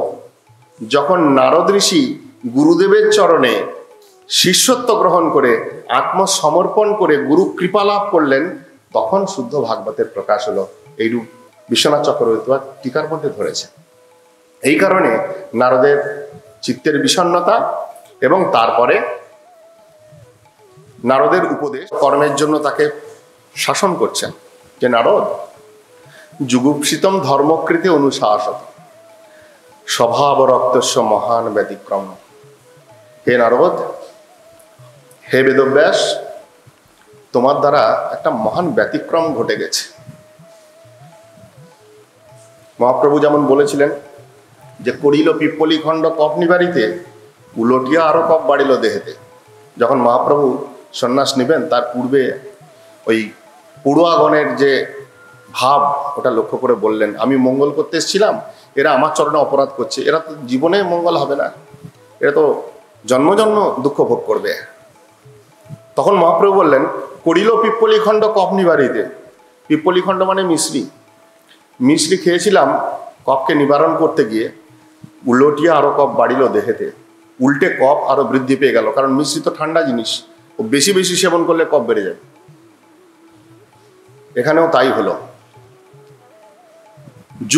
যুগুপ্সিতম ধর্ম কৃতে অনুশাসত। তুমি একটা ঘৃণ্য কার্য করেছো, নিন্দনীয় কার্য করেছো। স্বভাব রক্তস্য মহান ব্যতিক্রম। এই জগতের জীবগুলো কাম, ক্রোধ, লোভ, মোহ এর দাসত্ব লাভ করে তার মধ্যে আসক্ত চিত্ত হয়ে রয়েছে। আসক্তি রয়েছে তাদের ভোগের মধ্যে, আসক্তি রয়েছে তাদের ফলাভিসন্ধির মধ্যে, আসক্তি রয়েছে তাদের নিজ ইন্দ্রিয় তর্পণের মধ্যে। তুমি কি করলে? তাদেরকে কেবল ফলাভিসন্ধির কথায় শুনিয়ে গেলে। যেমন আমরা বাচ্চাকে বলি যে এই ওষুধটা খাও, ওষুধটা তিতো, বাচ্চাটা খেতে চাইছে না, এটা খেলে একটা লাড্ডু দিব। বাচ্চাটা লাড্ডুর লোভে ওষুধটা খেয়ে নেয়। তিতো ওষুধটা খেলো লাড্ডুটার লোভে, কিন্তু সেই লাড্ডুটা প্রতি তার যে আসক্তি ধীরে ধীরে বৃদ্ধি হলো, ক্রমে সেই লাড্ডুর থেকে তার সুগার আসবে অথবা পেটে কৃমি হবে। একটা রোগ সারাতে গিয়ে আরো দুটো রোগের সঞ্চার করে দিলাম। তুমি কি করলে? তুমি বললে আজকে অক্ষয় নবমী তিথি, গঙ্গা স্নান করো, গঙ্গা স্নান করলে 100 অশ্বমেধ যজ্ঞের ফল পেয়ে যাবে। অতএব গঙ্গা স্নানটার মুখ্যতা রইল না, প্রাধান্য রইল না। গঙ্গা ভগবানের পাদসম্ভূতা বাড়ি, যেখানে স্নান করলে, অবগাহন করলে, তার পূজা করলে, তার আরতি করলে ভগবানের ভক্তি লাভ হবে, সেই কথাটা না বলে তুমি বললে কোটি অশ্বমেধ যজ্ঞের ফল পাবে। অতএব সবাই দৌড়ালো গঙ্গা স্নান করতে। তারপর অশ্বমেধ যজ্ঞটাই তার মুখ্য, ওই ফলটা মুখ্য, ওই ফলের দ্বারা নিজের কাম তৃপ্তিটাই মুখ্য হয়ে দাঁড়ালো। তার মানে ধর্ম করব কাম তৃপ্তির জন্য, নিজের ইন্দ্রিয় চরিতার্থ করবার জন্য ধর্ম করব। যে ইন্দ্রিয় চরিতার্থ পরায়ণ হয়ে জীব ভগবত দাস এই সংসারে মায়াগ্রস্ত দশা লাভ করলো, সেই জীব সেই ইন্দ্রিয় পরিতৃপ্তির জন্যই ছুটে বেড়াতে লাগলো তোমার ব্যবস্থাপনার দ্বারা। যদ বাক্যত ধর্ম ইতিতরস্থিত ন মন্যতে তস্য নিবারণং জন। তুমি আর সেই জীবগুলোকে কোনোদিন ইন্দ্রিয় তর্পণ পরায়ণ বৃত্তির থেকে সরাতে পারবে না, যেহেতু তুমি নিজেই কথাটা বলে দিয়েছো। এই জন্য জগতের জীব পুরাণ কথাকে যত মানে, নিজের ইন্দ্রিয় তর্পণের কথাকে শাস্ত্রের প্রমাণ দিয়ে মানে। কারণ তুমি অলরেডি বলেছো, তুমি একটা ভুল কার্য করে দিয়েছো, প্রথমে যে কাজটা করেছো পরে সেটা সংশোধন করতে গেলেও তুমি জেনে রাখবে যে সেই কাজটার একটা প্রভাব সুদূর প্রসারী। সৌভাগ্যবান জীব তোমার পরের কথা শুনবে, কিন্তু এই যে জীবগণের তুমি নিত্য একটা অমঙ্গল প্রসব করালে তুমি কিভাবে নিজের চিত্তকে প্রসন্ন রাখতে পারো? তুমি জানো তুমি কি ভুল করেছো? বলছেন, ন যৎ বচস চিত্রপদম হরির যশ জগৎ পবিত্রম প্রগৃণীত করহিচিত তদ বায়সম তীর্থম উশন্তি মানসা নযত্র হংসা নিরন্তুম শিক্ষায়া উশিক্ষায়া। কেবল জ্ঞান, কেবল কর্ম, সেই জ্ঞান কর্ম যদি ভক্তির অনুগমন না করে, যদি ভক্তিকে বৃদ্ধি করতে সাহায্য না করে, তৎ বায়স তীর্থম,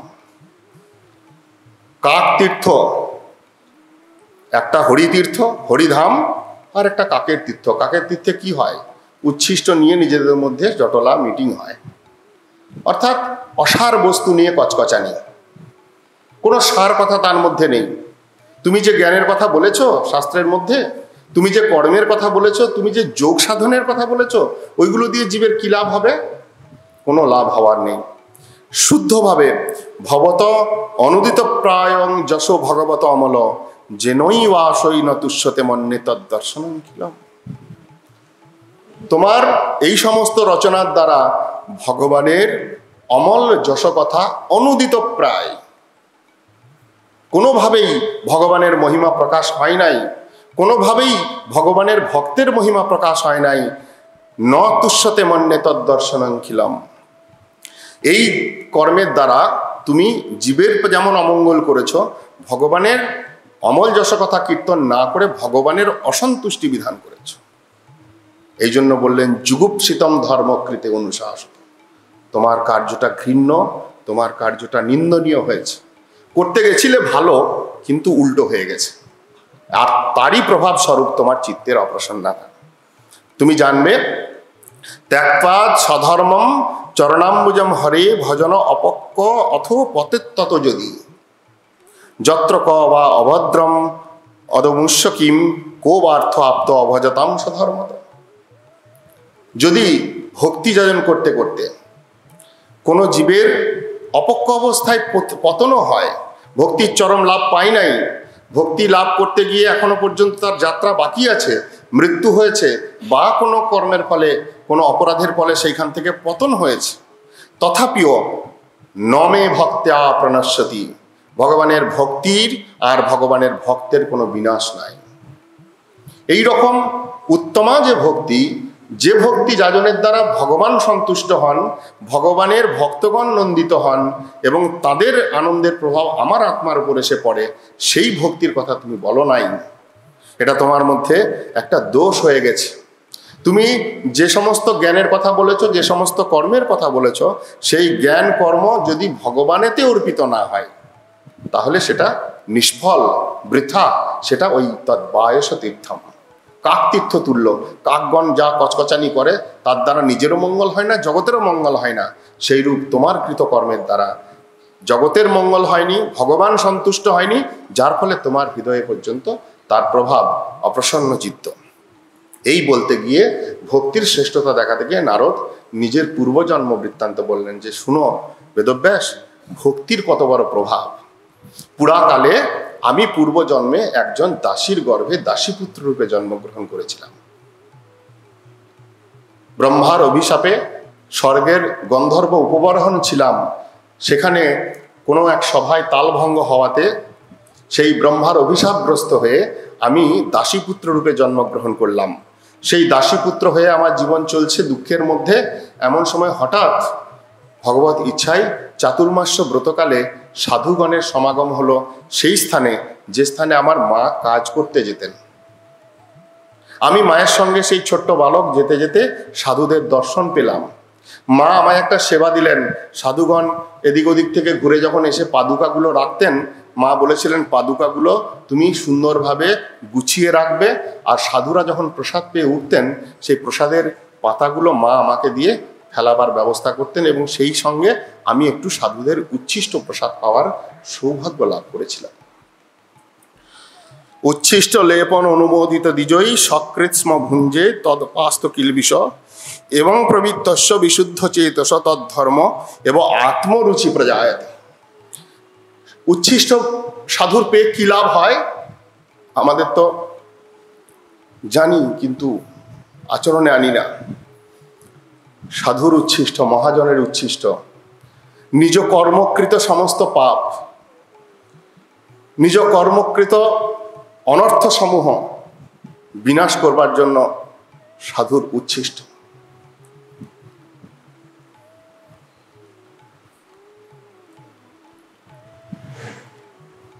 ভক্ত ভুক্ত অবশেষ।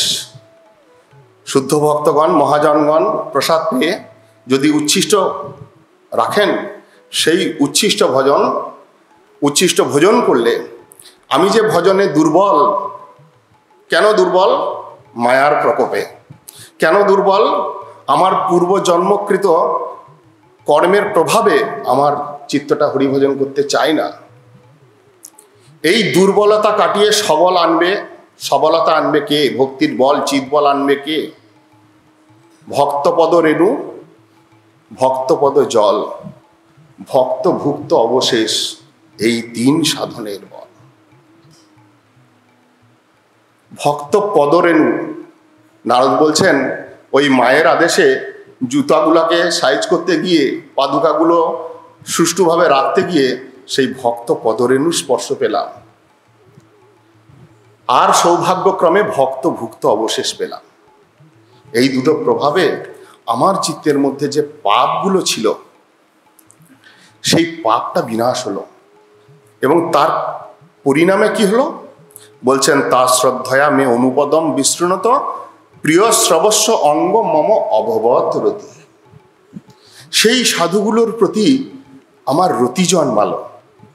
তাদের সাথে আমার কোনো সম্বন্ধ ছিল না, আমি জানতাম না, ওইটুকু একটা বালক, আমি কিছুই বুঝি না। কিন্তু তাদের কথা শুনতে শুনতে, তাদের পদরেণু স্পর্শ পেয়ে, আর তাদের ভুক্ত অবশেষ খেয়ে, তাদের উচ্ছিষ্ট ভোজন করে ক্রমে আমার চিত্তটা মম অভবত রতি, সেই প্রিয় শ্রবস্ব অঙ্গ, সেই ভগবানের প্রিয়জনগণের প্রতি আমার চিত্তটা ক্রমে আকৃষ্ট। কত সহজ পদ্ধতি! যদি ভগবানের ভক্তিতে রতি জন্মাতে হয়, নারদ নিজের জীবন দিয়ে বেদব্যাসকে বুঝাচ্ছেন, তুমি তো অনেক কাজ করেছো বাবা, কিন্তু সেই কাজের দ্বারা ভগবানের ভক্তের কোনো সেবা করতে পারো নাই। ভগবানের ভক্তের সেবার প্রভাব দেখো, আমার জীবনকে দেখো, এই বলে নিজের জীবনকে বলছেন। সেই সমস্ত ঋষিগণ 4 মাস কাল সেখানে থাকলেন। তাদের এই সেবা প্রভাবে, তাদের শ্রীমুখ থেকে কথা শুনতে শুনতে ক্রমে আমার মধ্যে রতি উৎপন্ন হলো। আমাকে তারা মন্ত্র দিয়ে গেলেন। তারা যখন চলে গেলেন, আমার চিত্তটা চাইল সেই সাধুর সঙ্গে চলে যেতে।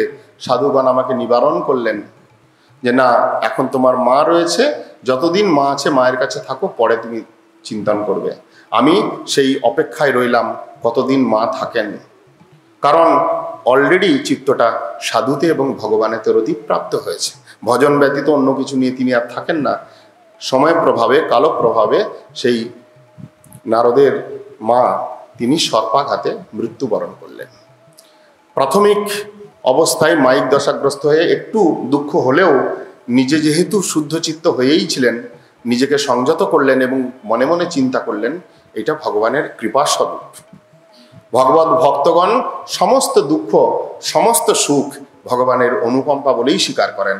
অতএব মাতৃবিয়োগ তার কাছে কোনো বিয়োগ নয়, এটা একটা ভগবত পদপ্রাপ্তির রাস্তা স্বরূপ চিন্তন করে ক্রমে সব ত্যাগ করে ভজনে প্রবৃত্ত হলেন, নিবিষ্ট হলেন সেই বনের মধ্যে প্রবেশ করে। সাধুদের দেওয়া মন্ত্র শ্রদ্ধা সহকারে জপ করতে করতে ক্রমে হৃদয়ের মধ্যে অঙ্গুষ্ঠ পরিমাণ ভগবানকে একবার এক ঝলক দর্শন পেলেন। দর্শন দিয়েই ভগবান অদর্শন হলে নারদ ছটফট করতে করতে, ভগবানের কাছে ক্রন্দন করতে করতে যখন প্রার্থনা করছেন পুনর্দর্শন প্রাপ্তি হয়ে, তখন আকাশবাণীর দ্বারা তাকে জানালেন যে এই জন্মে তুমি আর আমার দর্শন পাবে না। সাধন করতে করতে তোমার সমস্ত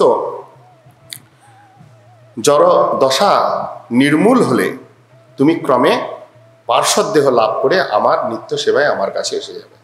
ততদিন পর্যন্ত তুমি নিষ্ঠাপূর্বক সাধন করো। নারদ সেই উপদেশ প্রাপ্ত হয়ে ক্রমে সাধন করতে করতে যখন এই দেহত্যাগের সময় হলো, দেহত্যাগ করে ভগবৎ পার্শ্বদত্ত শরীর, এই নারদ শরীর তিনি লাভ করলেন। এই কথা বলে দুটো চরম শিক্ষা দিলেন। এতদ ধাতুর চিত্তানাম মাত্রা স্পর্শেচ্ছায়ামুহ ভবসিন্ধু প্লবদৃষ্ট হরিচর্যানুবর্ণনম। বলছেন বেদব্যাস, ভগবানের কথা কীর্তন, ভগবানের কথা শ্রবণ, ভগবানের কথা স্মরণ, এইটা আতুরচিত্তানাম, এই সংসারে যারা ক্লিষ্ট, ত্রিতাপ জ্বালায় দগ্ধীভূত,